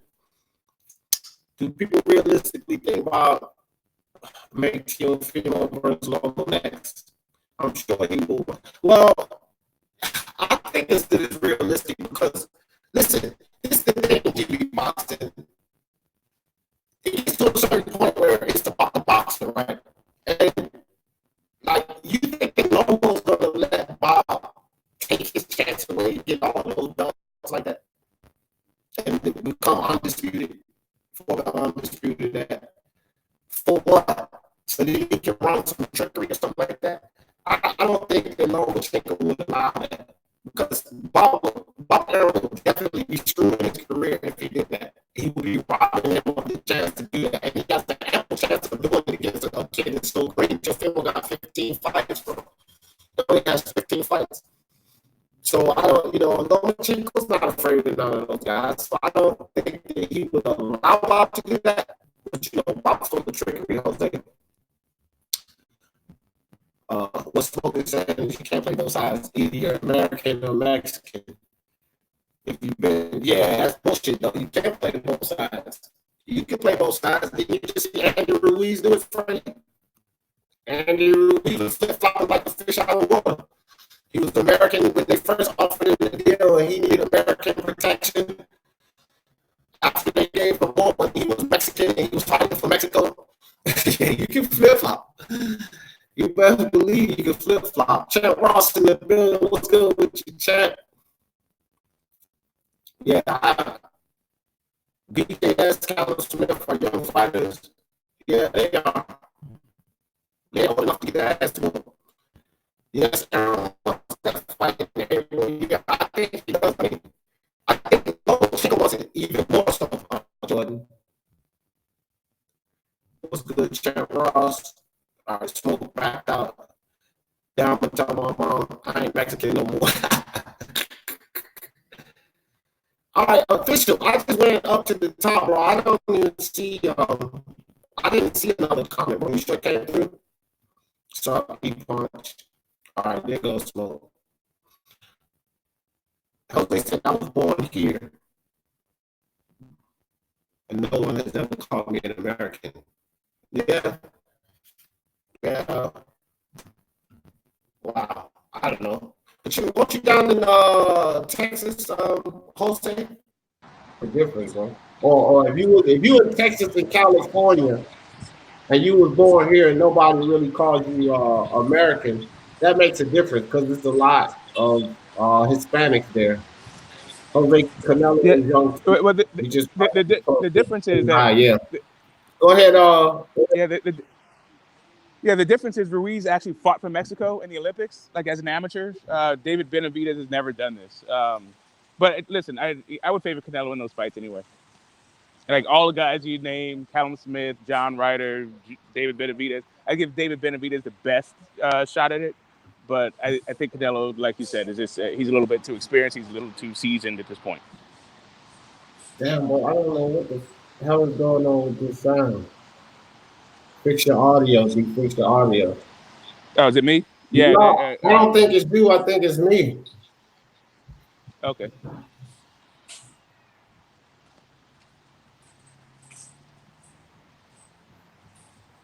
All right. Well, official. You can click that link. You do know that, and come up here and give your piece. I fell behind on the test, guys. So if I miss y'all comments, put them in again. If you want to read, I'm going back to the bottom because I'm way too behind on the comments. Gun Right Mafia in the building. What's up with you, Gun Rights? Appreciate you coming through. Okay, here we go. I said, where's my credit for Jacobs versus Chavez? Oh, you get your credit. You get your credit. I called it too, but didn't you say he was going to quit official? But you always get your credit here. I think. Yeah, I didn't stick to it. I had a gut feeling that he could quit just because he was out of the ring for so long. But I was like, no, he's Mexican. He's got his father's name. He's not going to quit. That's it. That was the two things I put it on for him not quitting, and he quit anyway. But, yeah, whatever. If he's seriously hurt, he's seriously hurt. I'm not going to beat the guy up like everybody else is. If he's broken, then I'm not trying to watch a broken fighter go through fits. Yeah. Jose, what are you talking about? I ain't even. You said now when notice and start flipping out. What you talking about? Because I skipped by a lot of comments. What somebody said? Tell me, Jose. What up, E-Front? It's better now. All right. I don't know, man. I don't know what's going on with this. It's a cheap computer. That's what I know. That's what's wrong.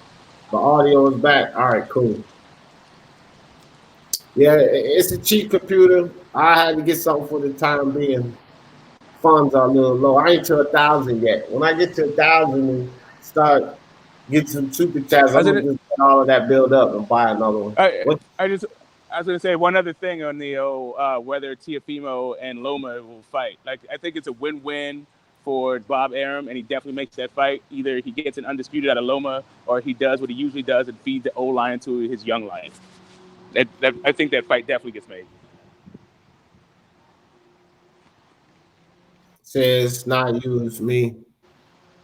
You can say this on a specific occasion, D. I don't know, man. I missed some of y'all comments, so yeah. I just say this, man. Bob Arum, I don't think Lomachenko will allow Bob Arum to screw this up for him. That's my whole thing with this. And like, look at the opponent, bro. Like, Teofimo is my guy, so I'm not bashing Teofimo here, but looking at it from Lomachenko's eyes, this guy's a rookie. Like, why would he allow Bob Arum to ruin his chance to get 4 belt undisputed against a rookie? I don't think he'll let that happen. The stream was made to back in the mic could make you off for about 4 minutes. God damn, bro, really? Well, that is good now. I don't know. I know it's not my internet. I got my wife phone. She works from home for a pharmaceutical company, so we got like gigs out the ass. This super fast internet. She's got like the best of the best, so I don't know. She got the old 1988 Macintosh. Holy shit, man. I got a Chromebook. It's a Samsung, actually, man. It's the Chromebook computer chip. And it's 2000. It's my teenagers making the chip. And what fight are you looking for in 2020? What do you think? Gonna be the first match at Raiders Stadium.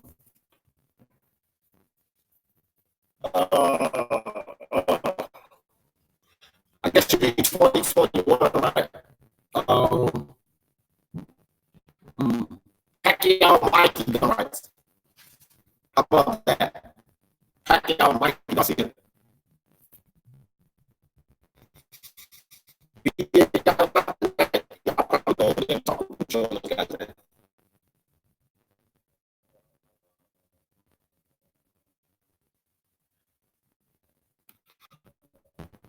Oh, okay. I got you. He's taking his mom. She jamming in the background. She playing music. All right, official. That's what's up. Official Jinx the stream. Official carrying through the virus and then D-Vader returns. Yeah, y'all crazy, man. D-Vader. Your fault. G boxing, LOL. Listen, all right, guys, so I got another topic, man, that I want to talk about. We got the BJS. Let me see. Let me look at it right quick because I know I want to talk about something, but I always get sidetracked.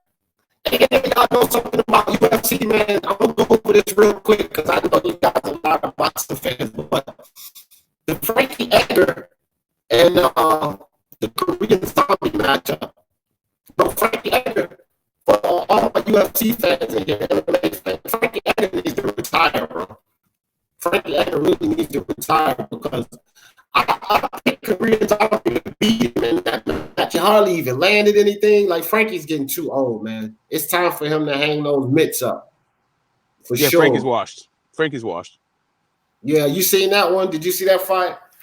No, I saw it was announced. I didn't know. Did it just happen last night or something? Yeah, it just happened this weekend, man. Frankie Frankie, he was a great fighter, bro. He's had a great career, but the Korean Zombie just ran through. And I picked Korean Zombie to beat him because I said Frankie's and so forth. And Korean Zombie's nice as hell. He's coming up, but man, he washed him, bro. And you know, like when you see Frankie getting washed like that, it's time for him to give it up, bro. I'm going to post some sparring highlight footage of me when I was. He acted like when he was a kid. That's what's up. Yeah, Frankie just needs to he needs to move on. I'm watching. Yeah, man. That was tough to watch. That's because I like Frankie, but that was really tough to watch. 1-2 kid in the building dropped the link.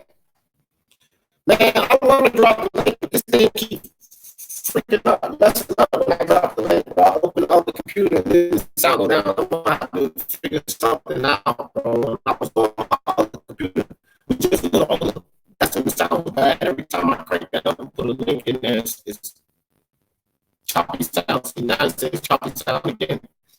I don't know, now I might get ready to shut this thing down and try to figure out what's going on. Oh, I know what's going on. Maybe that's not good. Sound like Darth Vader. Yeah, smile to me. What's up, Jason? Appreciate you coming through, bro. Sound fucked up. All right, man. I might go ahead and this damn stream. Let me see. I'm gonna listen to myself and see how it sounds.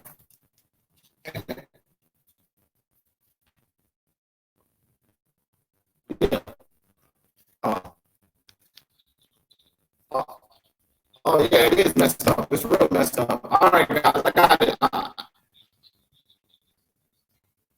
What the hell, bro?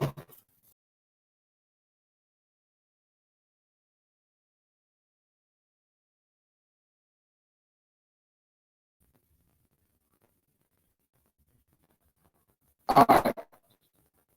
All right, what about now? Is it still choppy? Peace out. Audio. Yeah, it's choppy. Yeah. You said it is still choppy? Oh, that sounded good. That sounded good right there. Well, I know we sound good to each other. I can hear you clearly. No, you were choppy. You were choppy to me, but I thought I was choppy also. But no, you sound good now. Oh, all right. What about y'all in the chat? I sound good to y'all in the chat?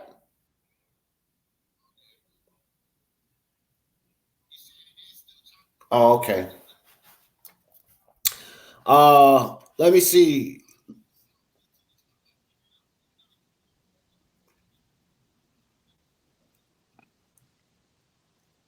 Oh, okay. They say it sound. Yeah, they say right. it sound. Yeah, you're right. It keeps coming in a little bit every now and again, but just keep going. You're all right. But it was you couldn't hear you at all for a second, but you're good. Yeah, I think it was mine though. So if that happens again, I'm gonna just back out and come back in because they're saying to fix it. But they saying it sound better now in chat. But what's up? What's up, Gun Rights? Who else just stepped in? Jaguar Black. What's good with you, bro? All right, now I gotta take that thing off because I hear feedback. Well, yeah, man. So who do y'all think? Now, here's something. I put up a video about this right here. Who do y'all think that Daniel Dubois should fight next? That's the thing. I do think that he needs to step it up. So, Toby, what's up with you? Well, Frank Warren has a very formulaic way of developing his fighters. He goes area level, British level, European level, world level. So, and Dubois is a young guy. I think he's going to be moved correctly, and I think that is a much better way to do it than the matchroom way to throw a guy in over his head, too fast and let him develop on the job. I prefer Frank Warren style, just for the fighter and also the fan, because I think we get a better product. Right. Yeah, I agree with that. Justin Trouble, what's good? Jamaican Boxing, what's good? Yeah. What about Daniel Dubois and either Kalnaki or Michael Hunter? What y'all think about that fight? Because I put those two guys in my video. Like with the Michael Hunter, I believe that it would be a test for both of them. Because Michael Hunter's coming up from cruiserweight, and he didn't do so great against Povetkin. So I think like Daniel Dubois, Michael Hunter, I think that would be a good fight for both of them. What you think about that? Ooh, Daniel Dubois, Michael Hunter. I think that Hunter's a little light in the ass. I think Dubois should be able to get it, but Hunter is, he's crafty. He does little things well. But I think Dubois, it should be too much for him. Dubois should be too much. Those are some good names there, A-Obs. A-Obs said Duapas, Molina, and Jennings. Yeah. I think those are some good names there. Toby says Chisora. Yeah, that ain't too bad. That ain't too bad. Chisora's I wouldn't mind him fighting him. The Texan says Dubois versus Brazil. Yeah. Yeah, that's I mean, it's all about when do you plan on giving Dubois a title shot.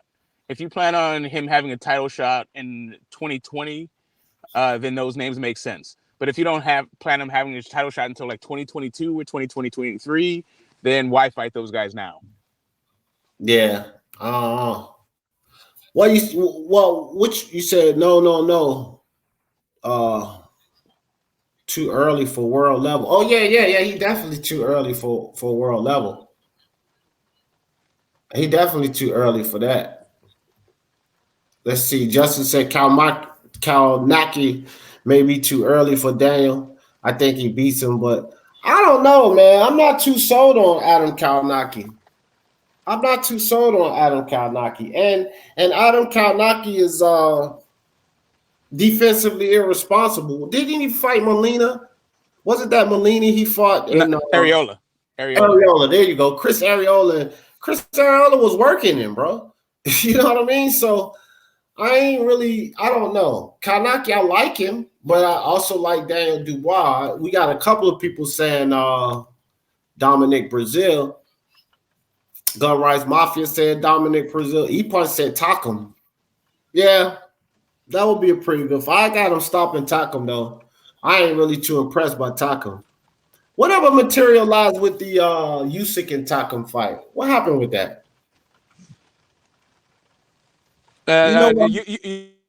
Usyk got injured.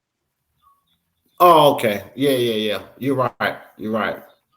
Is that right, Jordan? Jordan says that Brazil's fighting F.A. Ajagba next. Oh, that's ridiculous. Brazil might actually beat F.A. Ajagba. Yeah, that's ridiculous. I don't think Shelley Finkel's going to let that happen. Shelley's not going to let that. I don't think Shelley's going to let that happen.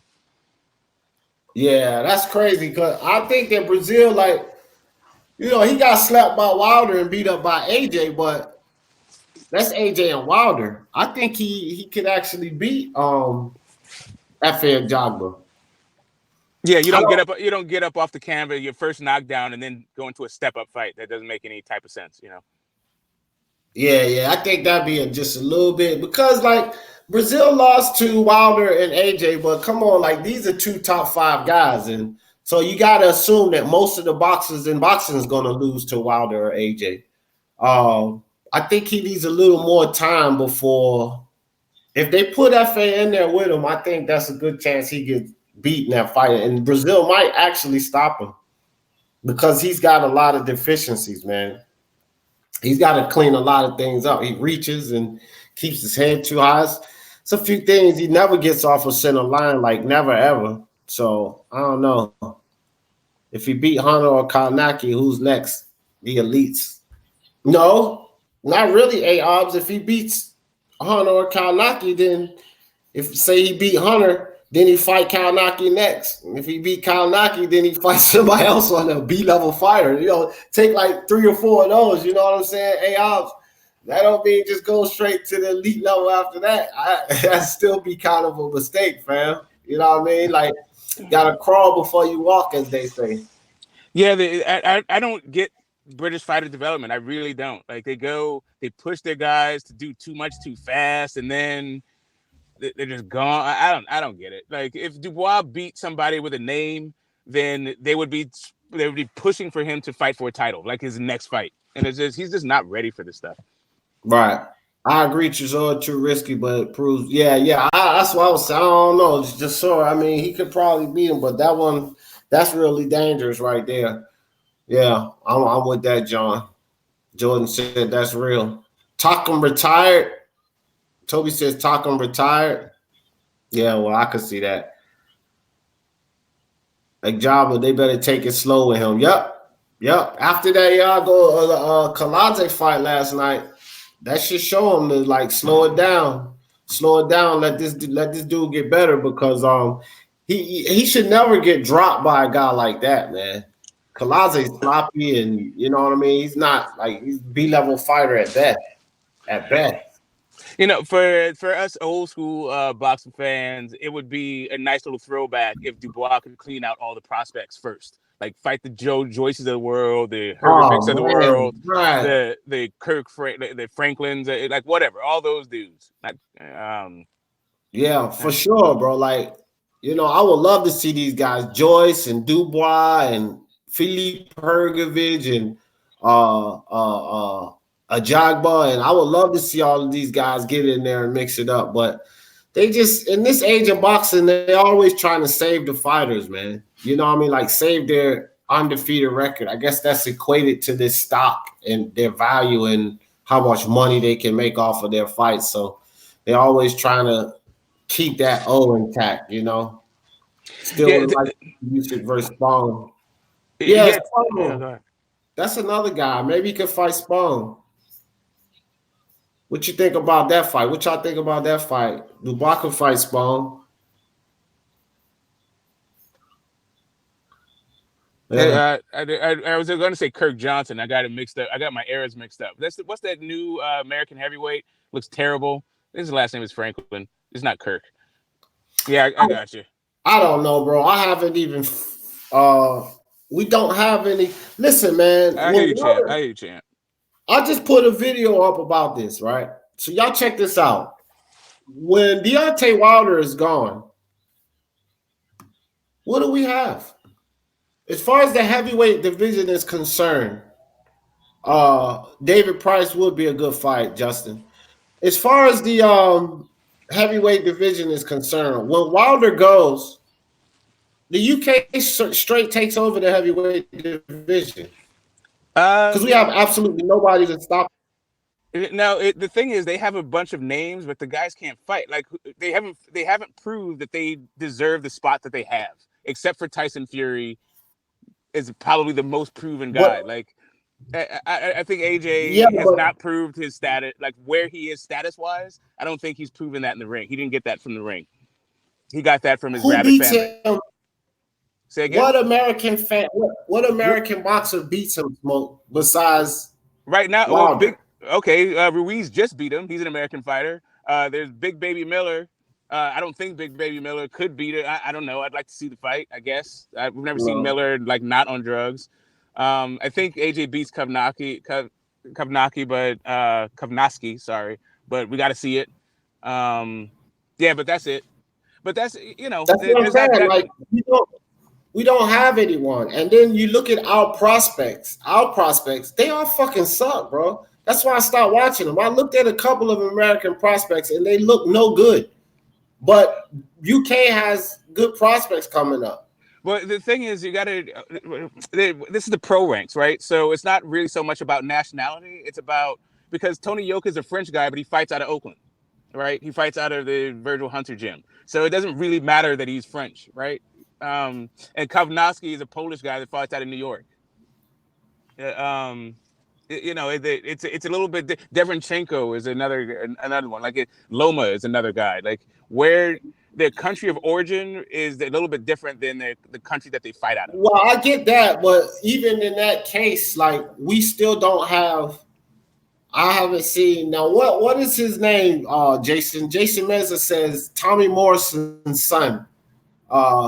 what is his name? I want to go check him out and look at him. I actually wouldn't mind having an American heavyweight to root for, but I just don't have one. I don't have one that I can put any faith into the game, into the sport. Like all of the fighters that I like, really like the prospects, and they're all outside of America in the heavyweight division. Like Tyson Fury is my guy. Yeah.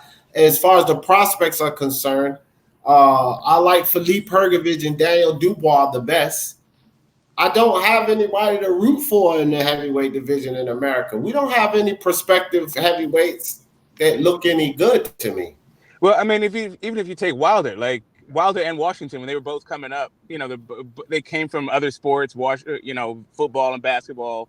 But watching them develop, you're like, oh, these dudes are trash. Like, you have to. A fighter peaks at it when they peak. They get their prime when they get their prime. It's just hard to tell right now. Yeah, Jordan. Yes, Jordan. He did say that. I refrain from going back and forth with Smoke on too much. Hell no, I didn't agree with it either. But yes, he said that about AJ, and yes, he meant it. You goddamn it. What did I say? What did I say about AJ? What am I missing? Let me look at the thing. What don't you say about AJ? UK has AJ, Fury, White, the boys, Joyce. Right. The UK, like I said, I feel like the UK has the guys in place: White, AJ, Fury, and then they have Joyce, Joe Joyce, Dubois, and this new kid Adelaide that he fought a lower level fighter, but I want to keep an eye on him because just like his technique, and I was watching him move and stuff, he looks pretty decent. So this is what the UK has now and what they have coming behind those guys. All we have now is Wilder and Miller and Kalnaki. And Ruiz. Man, whatever, bro. Andy Ruiz, okay, if we're going to consider Andy Ruiz, then I say, well, at least we got one. But I did say this too. An American heavyweight I can root for. I ain't rooting for Andy Ruiz, dog. Oh, well, it's a I mean, but... because look at what he just did. Look at what he just did. He ate his belt away. He ate his belt away. Root for? I mean, now you went far. But, I mean, listen, I don't see how you can root for White. I don't get it. Listen, I like Tyson Fury in the ring, but I don't really see how you can root for... I don't root for Dillian White. Yeah, I like Tyson Fury in the ring, but I don't see how you can really root for the guy. AJ's all right. He's pretty good. You can kind of root for him, but it's just there's so much involved with rooting for AJ that you got to deal with Barry and Eddie. Just kind of like, AJ by himself, fine. But yeah, there's a lot of stuff. All these guys are kind of hard to root for me. Okay, well, let me tell you something. I can root for Fury the same way you can root for Wilder. Yes, Fury got his flaws, but here's the difference between me and not you per se, but me and a lot of these Wilder fanboys. Fury flaws, I admit and talk about. I have videos up about them. The foolishness over with the WWE, the ducking the Wilder. I already have videos. But Wilder fanboys and a lot of Wilder fans, they want to act like he's God and he does no wrong. All right, so here's the thing. You got 42 fights and you have only fought one heavyweight champion in the top 5 out of 42 fights. I ain't rooting for that shit, bro. All right. I don't know whose top 5 you're talking about. It depends on the ranking system when you go with that whole thing. For me, the issue that I have with Wilder fans is that you can't say anything bad about them. But it's the same thing I have with every other kind of fan. Like, if you not being able to say anything bad, like, do I want to talk about Wilder's diction? No, I don't want to talk about the way he speaks. However, it's really hard to listen to. Whatever. But the stuff that he stands for, the stuff that he puts on, I can get behind. And for me, listen, I didn't fault Canelo for the way he developed. I didn't fault Julio Cesar Chavez for the way he developed. I don't fault fighters for the way that they develop. It's just what they do. Like, he treats bums like they're bums. That's what you're supposed to do. He doesn't go life and death with bums. He gets them the hell up out of there. He also gets people Who out of doesn't? there that Wilder. Dude, come on, stop that, bro. He was getting beat up by Artur Spilka, and he knocked him out. Yeah. Okay. But Yeah. now, hold on. This is what Wilder does. He knocks people out. But let's not sit here and act like the majority of his fights were not impressive, bro. He knocked the guy out. It depends on because that's what he does. But that's impressive. And now also, he wasn't going life and death with Artur Spilka. He was just losing a fight. That wasn't life and death. Okay, I'm not saying he's going life and death, but everybody keeps talking about Otto Wallin. And one thing they leave out, I don't care if it's AJ, if it's Deontay Wilder, Andy Ruiz, Dillian White. If you're fighting a cut and the fight being stopped and trying to stay in the fight, that is the reason he went life and death. Period. Okay. I get you. Hold up, Smoke. I know he allowed that shot to get in there. But coincidentally, the shot that got in there split him. Wilder allowed a shot to get in by Ortiz. It just didn't create a bad cut. So we're not going to talk about one punch that create a bad cut, but then say, oh, he went life and death with Otto Wallin. And one more thing about Otto Wallin is he is not a bum. Because people didn't know he was who he was, didn't do any kind of research on him. They just automatically made him a bum. But I'm just tired of the whole Fury narrative about, oh, he went life and death with Otto Wallin. He got cut. So he was fighting not to have that fight stop, because if that fight was stopped, TKO, he loses. And he was fighting to still win. Oh, I got you. I got you. But you just compared Wallin to Ortiz. Like, come on, like that is ridiculous on its face. But then I will give you. No, I'm talking about the fight. I didn't compare the fighter. No, I did not. Hold up. I didn't compare the fighter. Let me finish. You just said. You just said. I compared the punch. He got hit by a punch, but it didn't cut him. That's all I said. I got it. All right, I didn't know. Right, but let me finish my point.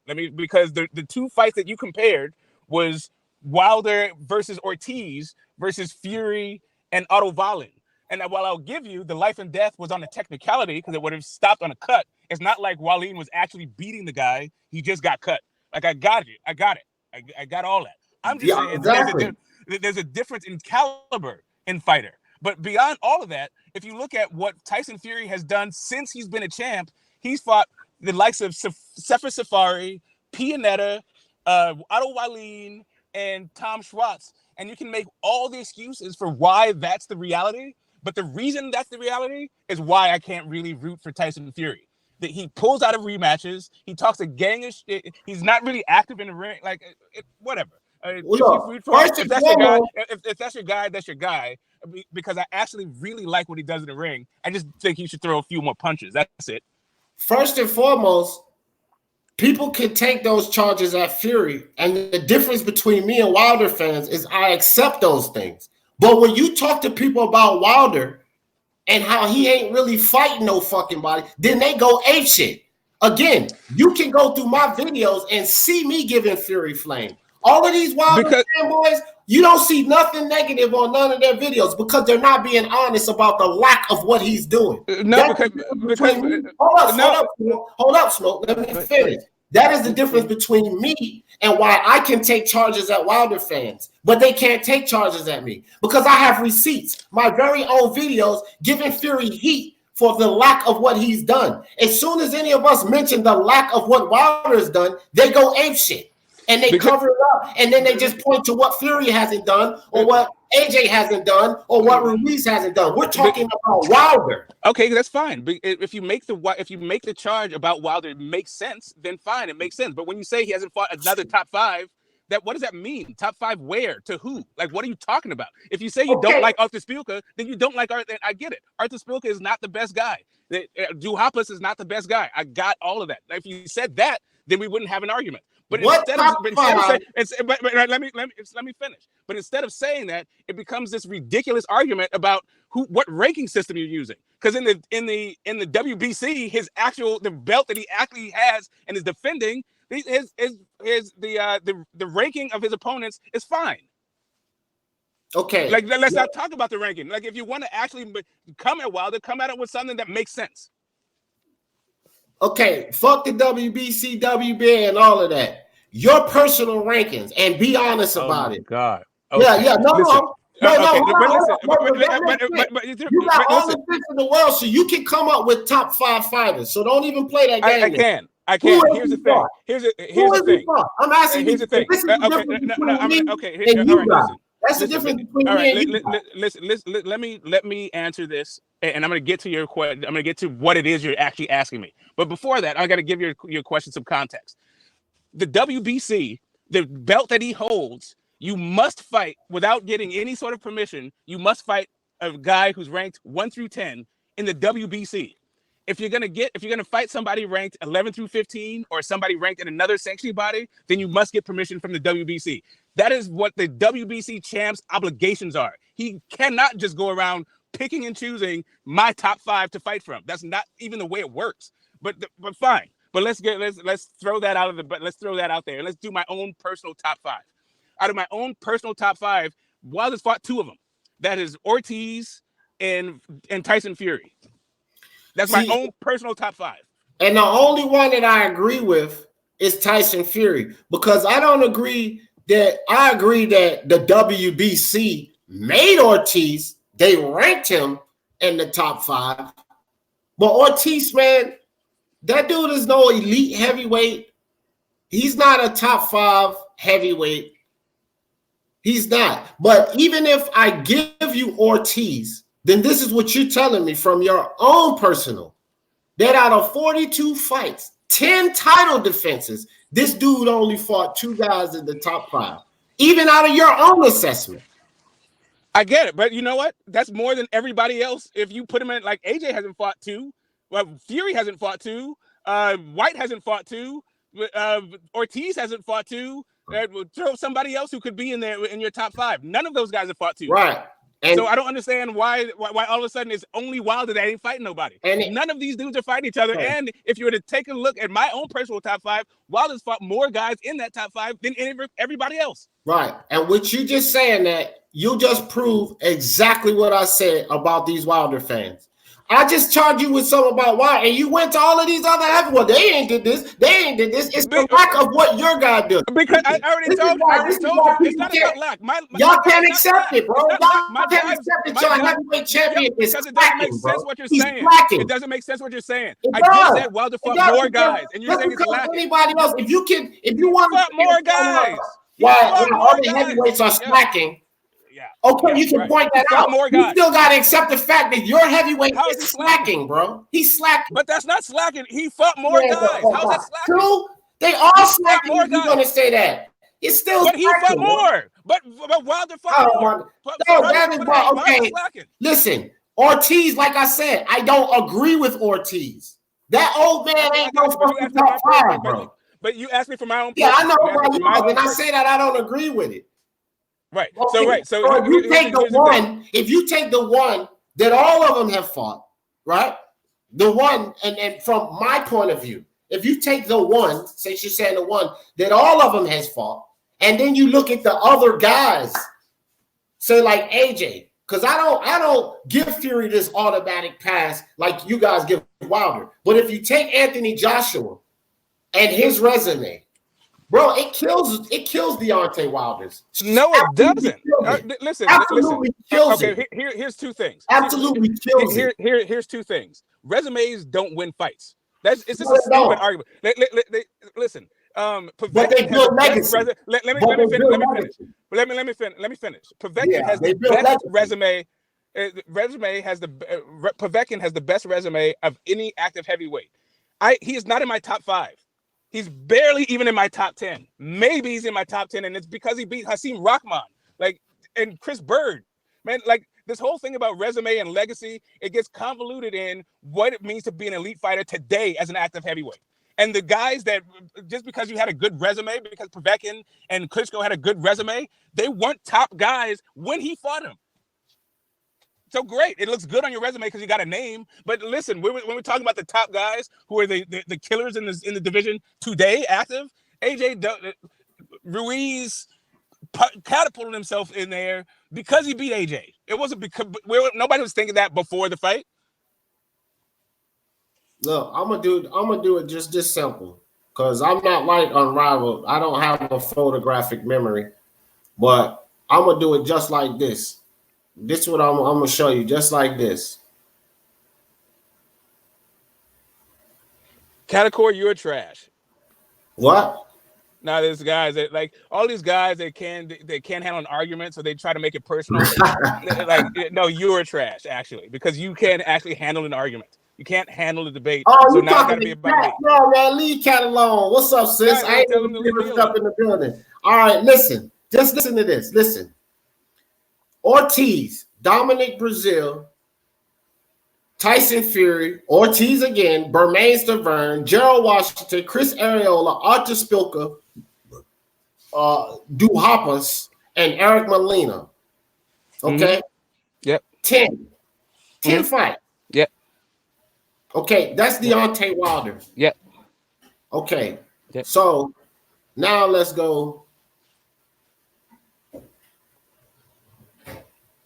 to every other guy who has a belt or is a former champ. Let's look at what they look. Let's look at what their championship resume. I'm not Okay, we're not doing that. Okay, You can all right. do We're just your looking at Wilder's. Okay, I'm so getting we're ready. just I'm getting ready to okay. make the point to you that I'm making. You can Okay, do whatever all right. you like All to right. do. I hear. I hear. All right. So Andy Ruiz, Alexander Povetkin, Joseph Parker, Carlos Takam, Vladimir Klitschko. I mean, Dominic Brazil, Charles Martin, and Dillian White. Now, you find Eric Molina in there too. Dillian White was before he was a champ. They both got Molina in there, so Molina's a wash. They both got Brazil, but they both got Brazil too. That's a wash too. Yeah. Okay, but the better names are clearly on the AJ side. I wouldn't argue that. I would definitely 100%. I'll say Fury has better names on his resume. They both have better names. My thing is this, though. If this is the heavyweight superstar, pound for pound, number one of all boxers, face of boxing, with those fights, that's justified. Look, I'm not a pound for pound putting heavyweights on pound for pound because I don't think about Deontay Wilder. Right, but I got it. But they put Monster Inoue on the top pound for pound 2 years ago. Like that's for me, that's all marketing. That's all hype. That's not actually what happens in the ring. That is just a way to actually the pound for pound list totally is for undersized fighters to get some shine. That's how the way I feel about pound for pound, or for fans to tell you who their favorite fighter is. That's a good point, Jackal. This is a good point Jackal just brought up. So you got Daniel Dubois, you got FL Jagger, which people talking shit about him. FL Jagger right now. You got Daniel Dubois, which people say, yeah, he need to make improvements. But Wilder was 30 fights in, and Finkel called him a baby in the sport. Now keep it real. Okay. And that did happen. Ain't nobody need receipts because you know that happened. Right. And he was talking about fighting Vladimir Klitschko, not just being a baby in the sport. He was talking about, and he said that the Monday after the Saturday he got his championship. Bro, so like what he said was, I'm not going to be rushed. And really, if you want to talk about all these like first 32 fights, let's look at Vladimir Klitschko's first 42 fights. Man, I'm talking about Wilder. I'm not defending Vladimir Klitschko, and I don't give a shit about him. But your criticism don't exist in a vacuum. You have to but look, Klitschko's retired. We're talking about Wilder and him being face of fucking boxing and pound for pound number one with this nonsense going on behind him. Fuck Klitschko. I ain't talking about Klitschko. But I'm talking about Wilder and him being face of boxing, pound for pound number one, best heavyweight. They comparing him to fucking Ali and this type of shit behind him. Okay. That's what I'm talking about. Okay. I don't know who the they is that you're talking about. No, to me, let me finish. Because it's all of them motherfuckers that you don't do this shit on their channel. Okay. And you know you fucking heard them say. Oh my God. Now you acting like you got amnesia. Are you gonna say? Are you gonna tell me? Are you gonna say? Yeah, because you acting like you got amnesia now. Okay, so now they. Well, you done heard all of them damn Deontay lovers say all of this stuff. I haven't heard anybody say that Ali. Let me finish my point. I haven't heard anybody say that that Wilder has eclipsed Ali in legacy or in skills, and without me challenging that thought. You can miss me with that. Like just all the way miss me. Well, to me, you Ali ain't is been the first. listening. To me, You Ali ain't is been listening because I have heard. I challenge. Listen to me now. I have heard channels say, period, point blank, that he has eclipsed Ali in a couple of categories. In my opinion, Wilder ain't eclipsed Ali in one goddamn category. Period, bro. The only ththing I would say that he has eclipsed Ali in is power. He is definitely a harder puncher than Ali. That's it. That's it. To me, Muhammad Ali is still the face of boxing. Nobody has taken the mantle for the face of boxing from Ali. Well, see, you need to go say that. No, you know, I ain't even gonna get into that, bro. But you hear all the bullshit that's being said about Wilder, bro. Don't act like you got amnesia, like you don't hear this dumb shit. Like you didn't hear he's but I challenge pound for pound. You didn't hear that? You ain't never heard not on any channel I fuck with, and not without me saying something about it. You didn't hear he's the best. You didn't hear that he's the best in boxing, that he's the face of boxing. You didn't hear none of this? I've heard it from I've heard channel. all of Listen, that. The only channel I've heard all of those crazy motherfuckers. That's fine. And you hear me saying what I say. Like Wilder is not the face of boxing. Yeah, Muhammad Ali is the face of boxing. Muhammad Ali is listen. Not even Floyd Mayweather was the face of boxing. Canelo's not the face of boxing. All these guys are just boxers. Maybe the last guy who could maybe challenge it was Mike Tyson. Maybe Mike Tyson. Yeah. Well, I'm gonna tell you right now, Wilder damn sure ain't no face of boxing. He damn sure not pound for pound number one. I don't care who's got what list. That's ridiculous because traditionally, heavyweights ain't gonna be pound for pound number one anyway. But Wilder ain't did nothing to even listen. Pound for pound is considering a lot of things, bro. Your accomplishments, or at least the subjectivity of it, has to be based on your accomplishments. Basically, the man hasn't unified. Your level of competition you face, which we already went through that. Your skill set, which he got a right hand, what else? So, I mean, he cannot be pound for pound, bro. Number one. He can't be pound for pound number 5. Like, you got to be kidding me. And my thing is this. When people make charges or they say certain things about Fury, and I was getting ready to get on one of Jordan's comments about the lineal champ, and I was about to say F the lineal champ, bro. That shit doesn't mean anything. Fuck the lineal championship. But when people make comments like that, I don't let that shit fly. But I hear people making comments about Wilder, and these Wilder lovers be like, yeah, hell right, damn right. And that's straight bullshit, bro. It's straight bullshit with Wilder. A lot of his fans are delusional. To even talk about Wilder in the same breath as a Muhammad Ali is absolutely ridiculous to me. Listen, I have got all right. So I think for most guys, talking about Ali is ridiculous. To talk about AJ's last performance, damn right. I will say that Wilder's been linked to Ali because of the title defenses, but they're not the same kind of title. Like no. It's a different era. These are different fighters. There is nobody that even comes close. What did Tyson Fury say when Bob Arum said that crazy shit? Tyson Fury is full of crap when it comes to no, not this time. No, not this time. Because Bob Arum put that dumb comparison out, and Tyson Fury said, no. But Bob Arum said that about I couldn't hold a candle to that guy. Then he said Mike Tyson will probably knock me out in the first round. See, he was honest about it. Bob Arum was trying to promote, but Fury was honest about it. He knew damn well he wasn't on that level of these guys. Okay, what about his suits that had all the lineal champions on it? Was he honest about that? His suit should have had one face on it, Vladimir Klitschko, because that's how far his line goes back to Vladimir Klitschko. You heard what I just said about lineal champion? I get it. But when I was talking about Fury, okay, it's the same thing you just said about Ali and the Wilder comparison. Now we're talking about, don't bring that lineal championship to me, because I'm not bringing the Ali and Wilder comparison to you. And again, when I talk about Reed and Fury, go check my damn videos. But all of these Wilder, and I'm talking channel hosts here, all of these Wilder channel, go check their videos. All they doing is sucking Wilder's balls off. on every damn video. I don't see any video on their channel with them giving Wilder any kind of heat at all. None. But I got receipts. On my channel, you'll see receipts of me giving Fury heat, the heat that he deserves. They don't never give Wilder the heat that he deserves, ever. Okay, listen, the thing that, to me, that stands out as the most strange thing it's not even about Wilder in the ring. It's the fact that the dude said he wants to give birth. To me, that's odd. It's always going to be odd. Can't really defend it. I think it's kind of funny, but I'm not going to start hating the guy, what he does in the ring because he said it. But sure, he does all kinds of odd shit. I don't even like his outfits. But whatever, that's on him. He can do whatever the hell he wants. Showmanship. That's not my cup of tea. You want to hate on him because of it? Knock yourself out.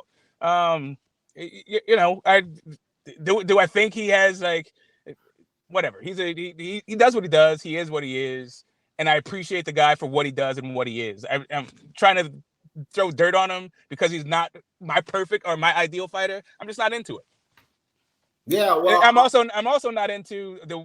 I have met other Wilder fans that if you do say anything bad about, the way that you call the action that you see it, if it seems like it doesn't favor Wilder, I've been cussed out and all kinds of stuff for just calling it the way I see it when it comes to Wilder. So I understand what you're saying about the rabid fan bases don't want to hear anything negative about their favorite fighter. Fine, I get that. I'm not one of those guys. Yeah, well, it's a lot. It's a lot, but you damn sure defend him a lot. So I ain't gonna sit up here because it's a lot of bullshit. Because they throw bullshit. Because it's all because, like you said, what's the top 5 guy? Top 5 according to who? I'm talking about according to me. I'm talking about according to me because most people have heard me say right. That's bullshit. That's completely bullshit. And you don't have a belt. You don't have a belt. So him trying to fight your top 5 is a bullshit fucking meter. That's the kind of stuff that I defend because it's bullshit. But you saying that it's bullshit is also bullshit, Smoke. No, it's not, dude. He's a WBC champion. What makes what you say more valid than I? Okay, I'll tell you why. More valid than I? I'll tell you why. Because he's the WBC champion. He fights the top 10, top 15 of the WBC ranking. Top 10? That's it. That's what he does. That's what he's obligated to do. That's what he has to do. He doesn't have a choice to not do it. He fights the top 10 of the WBC fighters. He's a WBC champion. What are you supposed to do? Man? Get out of here. Hold on. I ain't get to that. I ain't get to my point that I'm getting ready to make about that. Okay. You're telling me. Okay, yeah, just make it. Yeah, go ahead. He fights the top of the WBC rankings, right? Top 15. That's what he has to do. Top 15. This is the worst, most corrupt, most bullshit sanctioning body in boxing today. Okay, great. But they also have the best ranking system, especially at heavyweight. No, they don't. Yeah, they do. Who's better? WBO? Let's look at the WBO top 15. Let's look at the WBA. Let's look at the IBF. No, pull them up. Pull up the IBF top 15 heavyweights right now. Pull up the WBA top 15 heavyweights right now. Pull up the WBO top 15 heavyweights right now. Pull up the WBC. What you'll find is the WBC has the most accurate ratings when it comes to who is the top heavyweights right now fighting.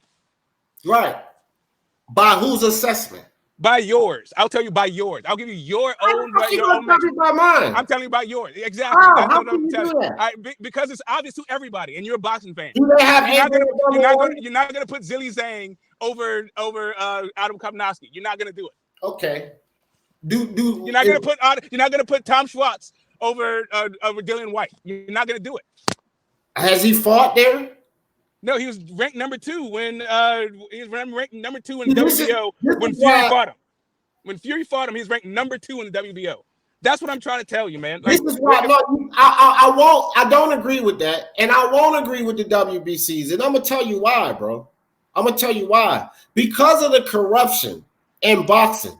Oh my God, corruption in boxing. Okay. Let me rephrase. Because of the corruption with the WBC in general.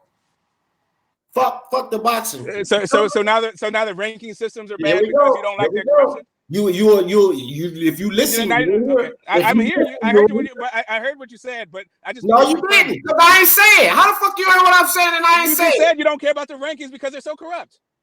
That ain't what I said. I didn't finish. You assumed that's what I was going to say. Okay, all right. I didn't finish.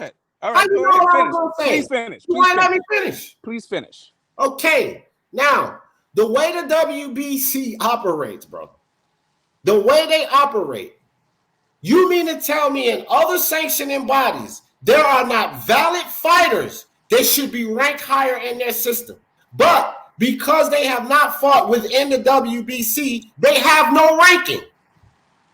That happens right now, Smoke. That happens in every single sanctioning Okay, body. so how All the of fuck is them. their goddamn All of rankings them. just All valid of them. then? That's my All whole of them have point. It can't be All of them have valid. Oh It my cannot God, be. dude. Oh my God. All right, so listen. You're saying the What the WBC is fuck, the bro? most That's simple. okay. Okay. So how can the WBC be the most corrupt when they do the same practice that every other sanctioning body does? How are they the most corrupt? Okay, well, one practice that they don't do that every sanctioning body does, just to debunk that. And I'll just give you one because you said if they do them all, I'm going to give you one to debunk that. They don't fucking enforce mandatories. IBF does. That's one. So they don't do it. That's just one. So they don't do it. Okay, we were just talking about rankings. You go all over the place. So No, now no, you're talking about you enforcing said they do mandatories. everything Now you're that talking the about other enforcing sanctioning mandatories. bodies So you're do. talking about okay. So I got you. So you know what the WBO Like does? you like to be literal, so I'm gonna be literal with you, dog. Right, You but I was not talking. jump But we're around talking. every Okay. fucking word I say, and then think that I'm not my gonna God, say that. dude. I'm talking about You I'm know? talking about your argument. Your argument was just that you don't like the ranking systems because they're corrupt, because they don't I have say other F fighters. all Oh the my God! ranking Now you're systems. interrupting. Now You you're trying to interrupting. make it like the WBC, your guy's belt, your guy's belt has the best ranking system. I didn't say that at all. Protect Wilder the same way the WBC protects him. Okay. That's all you're doing right here. Okay. All right. I I got you. can't be protecting Fury because he don't got a fucking belt. I get what you're saying. Totally, I get what you're saying. That they do not have Wilder fight his mandatories. But is this are the WBC and their mandatories or even their franchise belt? I'm not arguing, and I would never make the argument that the WBC doesn't have its own brand of being full of shit. But when you try to put it like they're full of shit is different or more so than other section bodies full of shit, what did who said that? you when you said that when you said they're the most corrupt? I didn't say the other ones won't full of shit. You said most. You said most corrupt. That's what I said.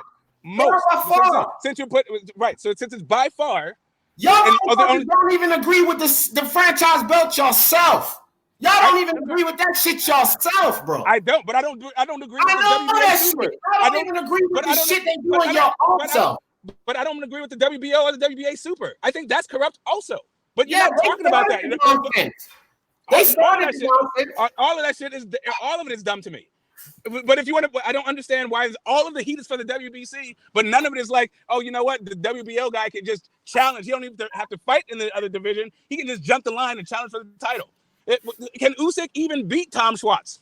How the hell do we know? Who knows? Exactly. But he gets a challenge for the title, regardless of who the other 15 people who've been in the division and have worked hard. But is that corrupt or is that not corrupt? Are we just going to not say anything about that? Well, you can say something about it, but for everything you can bring up about these other ones, the WBC's doing the most, bro. That's the thing. Listen, see, I'll tell you what. You the IBF. Like I'm gonna hold on. You say shit to me like I'm gonna defend a sanctioning body, the IBF, the WBA, I just hold you to your own words. No, I just hold you to your own words. I don't make assumptions. As if I have not said that they're full of shit too. Okay. You just said. Now I'm talking about what you're doing right now is you're defending the WBC. This is I'm only defending him against your spurious allegations. You're still defending him, bro. Yeah, because you're defending the WBC, which is the belt that Wilder holds, which you always defend Wilder. It is great. The WBC only has one champion, huh? The WBC only has one champion, huh? And when I actually so I was defending Wilder when I said it was weird that he said he wanted to get hurt. Was that defending him? Was that defending him? Was that defending him? Was that defending him? When I defending him when I said that it was like to listen to him talk is kind of hard on my ears. Was that a defending of? Was that defensive? No, it wasn't. No, it wasn't. Here's the thing. Now, and because they need to defend it against bullshit. They need to defend it against bullshit. That Deontay Wilder holds. It's also the belt. Okay, what about? It's a pattern you're showing. I'm not defending none of them motherfuckers. I don't even. Okay, you are defending. Oh, my own defending. I don't even defend that. You are defending them. You are defending them. You come playing a turn. You are defending them. Too much dirt. You are defending the other red. No, you are defending the other sanctioning bodies when you say the WBC is the most corrupt. That's No, how you I'm defend not. the other ones. I'm not Yeah, you defending are. them. That's Yeah, not you are. correct. Because you excuse their corruption. I'm and not you put it all excusing on shit. I WBC. just said fuck Yes, you, you they're are. corrupt too. So that's Yes, not you an are. excuse. You are also defending. Listen, No, if you no, want to no, twist no. words, we That's can all not an twist excuse, words. bro. That's a defense. not an It's a excuse. defense of their I'm saying corruption, they're and you're saying corrupt. somebody else's is worse. When you say It's somebody not an else's excuse corruption because is they're worse, you're corrupt. saying that their defense of You just see okay. you and Okay. Wilder fan. You're showing a pattern here. You're showing a pattern. Okay. Uh-huh. The No, W- you're just showing it. You're showing ridiculousness. Actually, No, you're just showing because a Wilder pattern. has the The WBC belt. WBC clearly protects this man. Clearly. Okay, that's your Okay. assessment of it. And That's your then assessment so of when it. I throw Right. charges at the WBC, now you move to the WBC defense and try to say, "Oh, you're defending those other belts." No, I'm not. I'm not defending. Yeah, you them are. Yeah, you are. When you said that WBC is worse, when you said WBC is worse, you're defending them. Yes, because you are. they do the most. Because they're not. Because WBC is not. Bro, corrupt. they do They're all the the same. They most. all are corrupt. They all are corrupt. I They said all that suck. first, though. But I no, said but then, that first. but then you said the WBC is Hold worse. up, hold up. But then you said the WBC is worse. So Hold you said on, the bro. WBC is worse. Hold Then up. you're just defending the other ones. Smoke.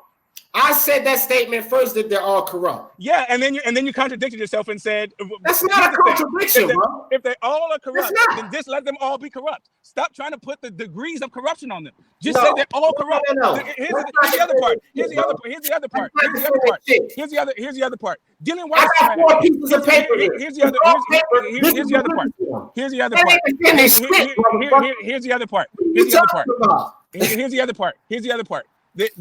Nobody needs to defend Deontay Wilder, least of all the WBC, from any of the guys that you guys are talking about. They're defending him from. Please. It's ridiculous on his face. Please. They got that man under protection, under lock and No. key. No, Yes. that's your Yes, opinion. he's in a That fucking, is your he's in opinion a because fucking you think White is going to do 24-hour something. vaulted safe. Let me ask you I'm something. having a D. 24-hour Let me ask you vaulted something. Let me ask you something. Do you think Dillian White beats Deontay Wilder? Huh? Do what? Do you think Dillian White beats Deontay Wilder? Do you think Dillian White beats Deontay Wilder? I don't know. He could. Okay, so here's the other part. Here's the other part. Yeah, Is when they man. started this whole WBC, let me tell you something. When they started this whole narrative of the WBC protecting Wilder, you know who the mandatory was that they say they were protecting from? Dominic Breazeale. Do you think do you think the WBC needs to protect Wilder from Dominic Breazeale? Bro, I don't know what you're getting at. I'm getting at this is a false narrative that is started by a bunch of UK fans because Wilder ain't fighting their fighter. That's what I'm getting at. That's bullshit. That's No, bullshit. I know it's bullshit. That's why Well, I'm defending. That's why I'm saying okay, it now. well, It's not about you Wilder can- fan. It's about You can go bullshit. take that up with It's a them. bunch of bullshit. Hold on. Yeah, right. But that's when You it can go started. take that up Who with is them. the WBC defending from? You just Dylan asked White? this question, and then you Okay. told me something about what some fucking UK fans say. Oh, I'm in right, because you're saying it. America, Because you're I'm parroting in that shit. America. Because you're parroting that bullshit. No, Yes, I'm in not. America parroting that bullshit. Yeah, you They are. say- Who are they protecting from? Who are they protecting from? Every Who are they protecting him goddamn from? body. Oh, everybody. Okay, so he's not fighting Anybody anybody. that come listen. So he's not protecting. Okay, Anybody so they that ordered has to a fight good back. potential Okay, don't you? Let me ask you another beating question. Wilder, Don't you they're have gonna Fury? Don't you have Fury They're gonna protect. beating? Wait, don't you have Fury beating Deontay Wilder? Did the Fury? WBC order the fight? How is the WBC Because they signed the protecting contract. Wilder? Stop. No, didn't they order the fight? First Did off, the Robert did Cherry- the WBC? No. Did the WBC? Did the WBC? Did the WBC order the fight? No. Okay, no. Robert Cherry No. First Okay, I off, got you. Robert Is Cherry it protecting him? he cherry picked Tyson Fury because he Okay. because he was old, because he was out of boxing and fat, he would just Okay. bring him in and beat him up. So it was Okay. a fucking cherry pick gone wrong. And then they signed a deal. It had Okay. nothing to do with the WBC. So cut the bullshit. Wilder Okay. pulled this man off the couch because he wanted another fucking easy win. So cut the Okay. bullshit trying to correlate that with the all right. WBC. Okay, That so is first bullshit. off, he wasn't on the couch. He already had 2 Whatever, fights. bro. The He second was off, off the couch. He was off the fucking couch.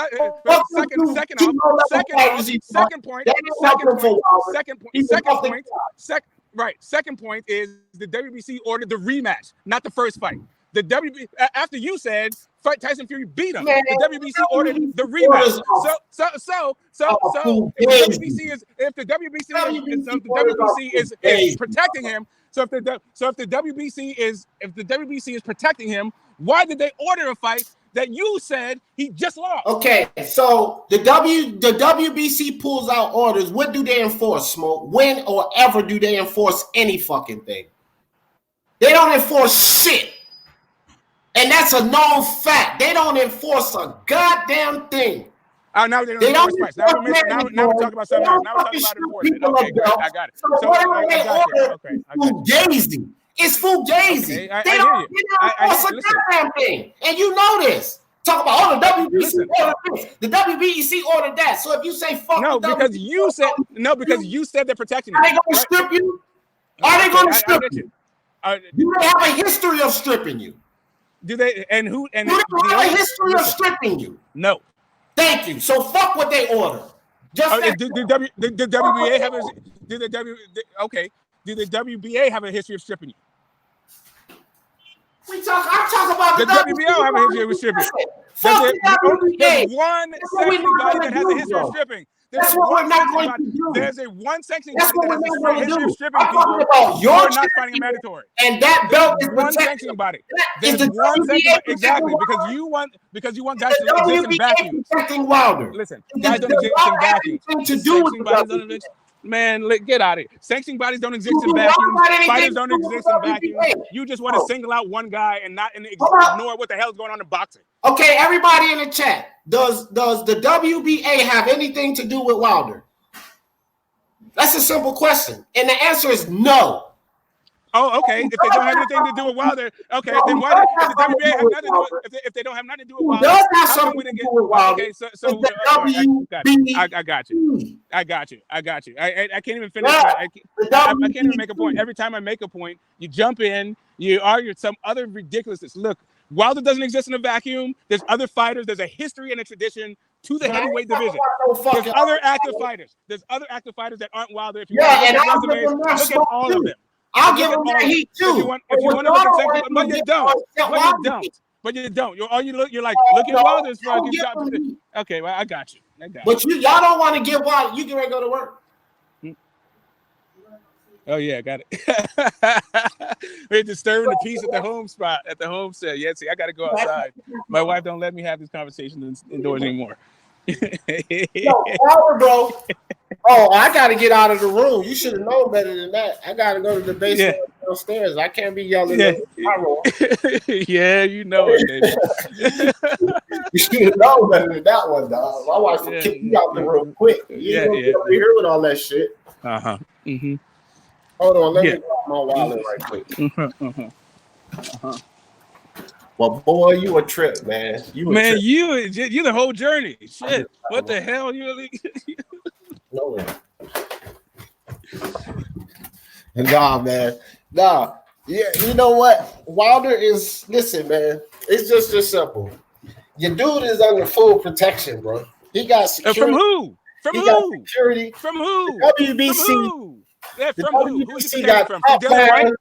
He got top line Navy SEALs. Okay. They got top line Navy SEAls and okay. All right. They're really from Dominic Brazil and Dillian White, right? That's the big production they're doing, right?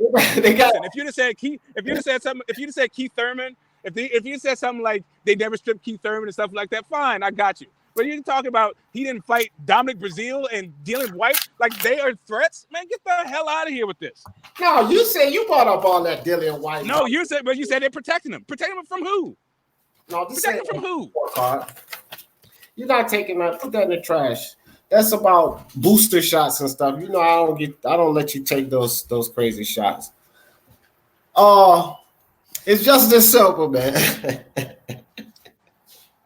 Listen. Hell yeah, Lisa. White is gonna get. You know how I do, Lisa. I get amped up. I get real amped up. Listen, it's just like this. You know the president's guards. You know the guards. Secret Service. Yeah. Secret Service. Yeah. Well, okay. The Secret Service. Yeah. The president's guards. The WBC guards Wilder like that, bro. Like they the okay. Yeah, but the president still gets to. And the eventually, president you still guys gets to will kiss babies, right? But the Secret Service is there when the president still gets to kiss babies, right? They're still protecting them. Then that's what Dylan White and Donald Brazile are, babies. You don't need protection from these guys. They're Bro. going to get knocked out. There is no protection. It's just a narrative, and it's a nonsense one once you look at it at its face, because he's fighting the best guys. Okay, who are the best three fighters in the division, right? The best three? Tyson Fury, yes, best three in the division. Fury, Wilder, and AJ. Okay, so he can't actually get a fight sanctioned against himself. This is the second time he's going to fight Fury. So of the top three, the only guy he hasn't fought is AJ.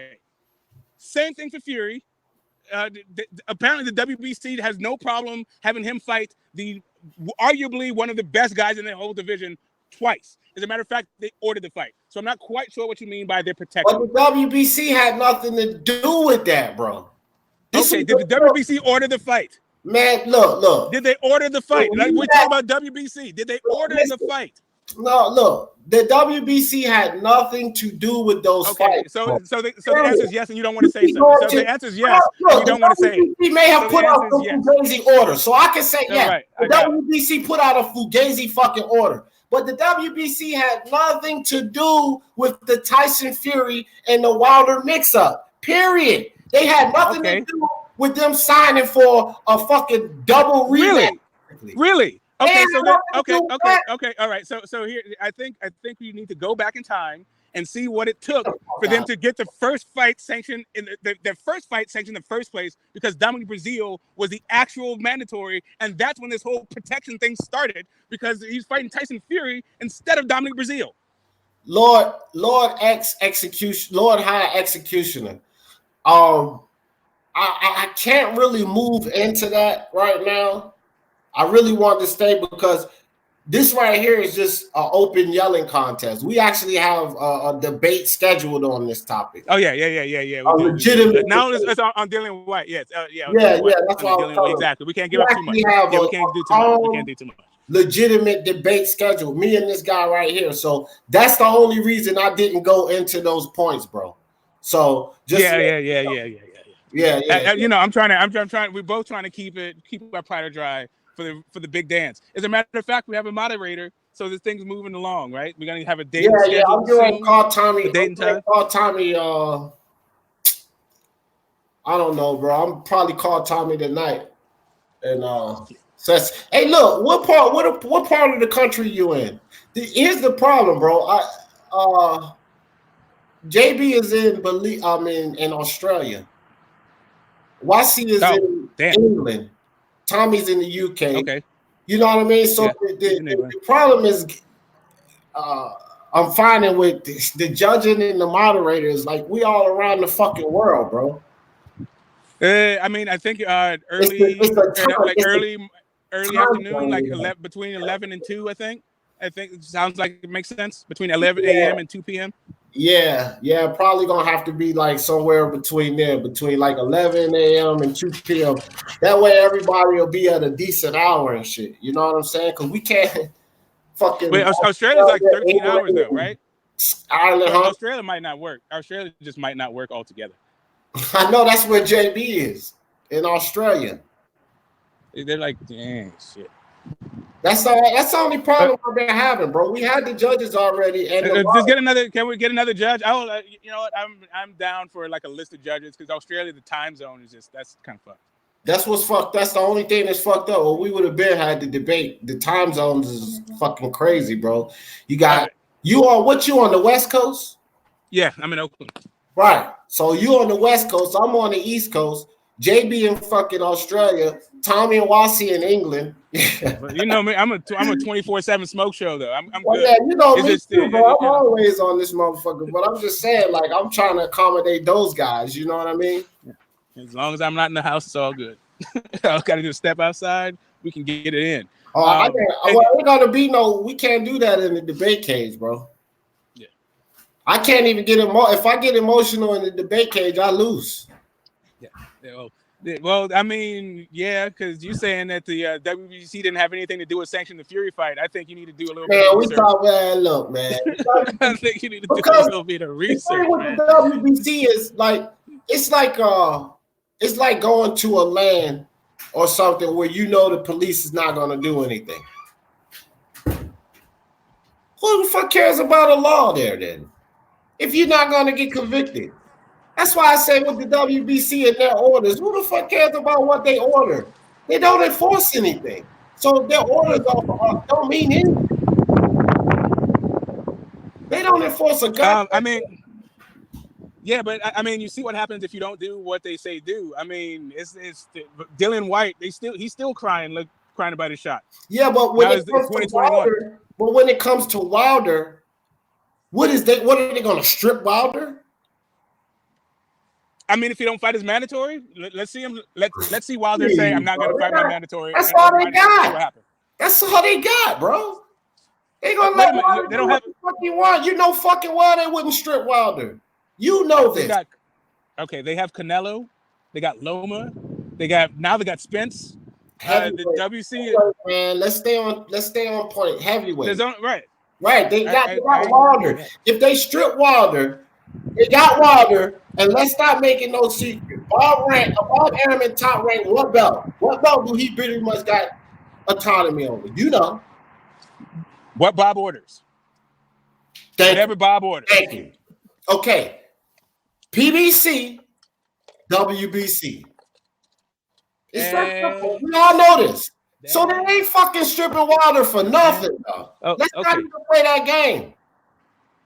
They not stripping him for nothing. So I don't want to hear fucking goddamn thing about no order that the PBC come down with. I mean, that the WBC come down with concerning Wilder. They'll never enforce shit. They won't, and you know it. The PBC used to be Golden Boy when they had fighters. Well, it ain't now, nigga. It's goddamn. You know what I mean? You got the inbound flow dropping down. Okay, all right.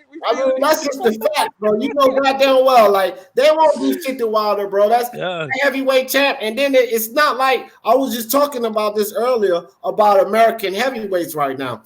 We don't really have a guy to replace him. I hope eventually we find somebody with some kind of fucking talent to replace him. Wilder's 33. He ain't gonna be doing this forever. See, to me, man, like I said, the pro ranks, like all this nationality, that's another bunch of UK stuff. Like I never actually cared where the other heavyweights were. As a matter of fact, people still get whether or not Vladimir Klitschko is Russian, Ukrainian, or German. Like, who cares where they come from? These are pros. If it wasn't for Manny Stewart, there would be no Vladimir Klitschko legacy and all that stuff. That's an American guy. But and that's what I mean. I don't care. I don't get caught up in that stuff. If England has the horses, if an English fighter has the horses to rule the division, then let them rule the division. Yeah, that's fine. That's what they're supposed to do. That's fine. But I'm like any other person in any other country. I want a countryman to root for too. The only thing with me is that I ain't gonna be biased and oblivious to what's going on just because it's my countryman. But I want one to root for too, like everybody else. You want country pride like everybody else. But what Ayob just said is, who in the WBC rankings did Fury beat to become mandatory? Exactly. That's the foolery that I'm talking about with the WBC. Oh, okay. So, dog. Right. No one. Okay, so here's the deal. The WBC in their rankings, they take into account your professional, your championship ring experience. And Tyson Fury is the only former unified champion who's undefeated since Muhammad Ali. You want to do an Ali Fury comparison? I know all of this. I know all this about Fury. But listen. But that's where the Fugazi bullshit comes in smoke, because if you're going to utilize that logic, that they take that all into consideration, then there's other fighters and other sanctioning bodies that they could take those considerations, but they don't. They don't. Keeping them out of the WBC ranking. And yes, the other sanctioning bodies do the same. So I ain't going to get on that. But I'm just saying they don't. So if they don't do it consistently around the board, that means they're doing it when they want to do it for a fucking agenda. Right. And so the issue and the agenda is to make Why? sure that the agenda is to make sure that the champions fights have a different level of consideration than a non-championship fight. That's what they hold. That's what the agenda is. To say that because you participate in a championship fight, that means you're a cut above a guy who never has. Well, let me ask you this. But that's not necessarily true. But that's the way that they put it. Well, let me ask you this. What law school did you get your degree from, and when did you start representing the PBC and the WBC, nigga? Yeah, see, that's what I'm saying. These guys are all on a tangent. I mean, what law school, and when did you become a representative? This is Get This Smoke. Never representing the PBC and the WBC. No, this is Get This Smoke giving it straightening you guys the hell out because you guys got these weird ass narratives that you pull out of your backside. Man, you going crazy, dog. Boy, you be putting up, man. If you was a fighter in the fucking ring, going to bat for the PBC and the WBC, you be knocking everybody the fuck out, nigga. You have about 100 title defenses right now. What the fuck, nigga? I don't think one of them sons of bitches. That's what I'm telling you. I done did this to people over the WBO, what Bob orders. I done did the same shit I'm doing with you over the WBA. One thing I will not lie about, which I don't favor them, but I haven't done it over the IBF because a lot of people don't argue over them. It's always the WBA, the WBO, and the WBC. I'll tell you what, the IBF used to be the gladiator sanctioning body. That's why I used to love the IBF because of what you're saying. They make you fight. Everybody they make guys fight. Love the IBF because they single-handedly saved the sport of boxing for a while. They became corrupt and did their own shit too. But when the WBC and the WBA was completely in the toilet, it was the IBF that stepped up and saved this sport. So everybody used to have the good cheers for the IBF. You know what I mean? But eventually they move into their stuff too, and all the corruption starts. Just like this nonsense with the IBO and their computer-generated fucking numbers ranking system. Man, that's just not going to work because eventually they're going to come with their own level of corruption as well. Well, and it's also what metrics you put into any algorithm, right? You can have a prejudicial algorithm, just like I was saying. Championship fights, that's what the sanctioning bodies have as their prejudice. But you can, BoxRec has activity as their prejudice. Like, because you've been active, that means all of a sudden you're better. It doesn't mean that. But that's the way that they put their ranking system. You can have garbage. Once you put garbage in, you're going to get garbage out. BoxRec, look, I'm going to tell, I don't know, a lot of people go to BoxRec and they put way too much faith in the BoxRec. But those stars that you see next to these fighters' name do not fucking mean everything, dog. I'm gonna tell you that shit right now. Cause how does BoxRec look having a 280 something pound Ruiz come in as their number one guy? What does that make BoxRec rankings look like? They all got their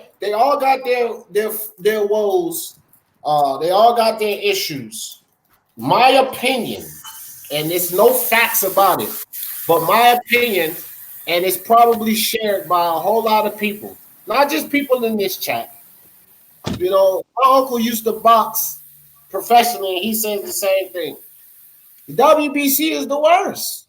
That's just my opinion. They are the worst. And historically, they were the worst. And now they've continued to trend. They're just the worst, bro. And it ain't about fucking Wilder. It's about the WBC. It's just coincidentally, Wilder holds their belt. You know what? Coincidentally, it's the same belt that Larry Holmes held. And, and he also never unified. And it was a WBA that couldn't get their crap together with their carousel of heavyweights. Yeah, well, back then the WBA was the worst. I remember that shit. Back then it wasn't the WBC. But those two have been back and forth, neck and neck trash, bro. You know that shit over the years. It's been WBA consistently in the WBC. Again, I just talked about this earlier. Before the franchise belt, it was that bullshit super champion nonsense. So I mean, to me, the WBA off the hook. I mean, I listen, IBF, they enforce See, mandatories, but they have some. That's they my have some. black card. Yeah, they have some trash mandatories too. Yeah, they enforce them, but some of them are straight trash. Yeah. Well, I don't think we have any quarrels. I don't think we have any quarrels or will have any quarrels about the WBA at all. Like they're full of shit too. And all of these extra belts and they brought all of this to the table. And I don't think anybody could deny that. But anyway, guys, I hope Smoke and I gave you guys some excitement. This is what we usually do. But get ready, shut it down. Appreciate all of you guys sitting here listening to me rant and go off like a crazy man. But y'all know how I always end this thing. For the love of sports, let's talk about it. All right, guys, I'll see y'all later, man. Appreciate you.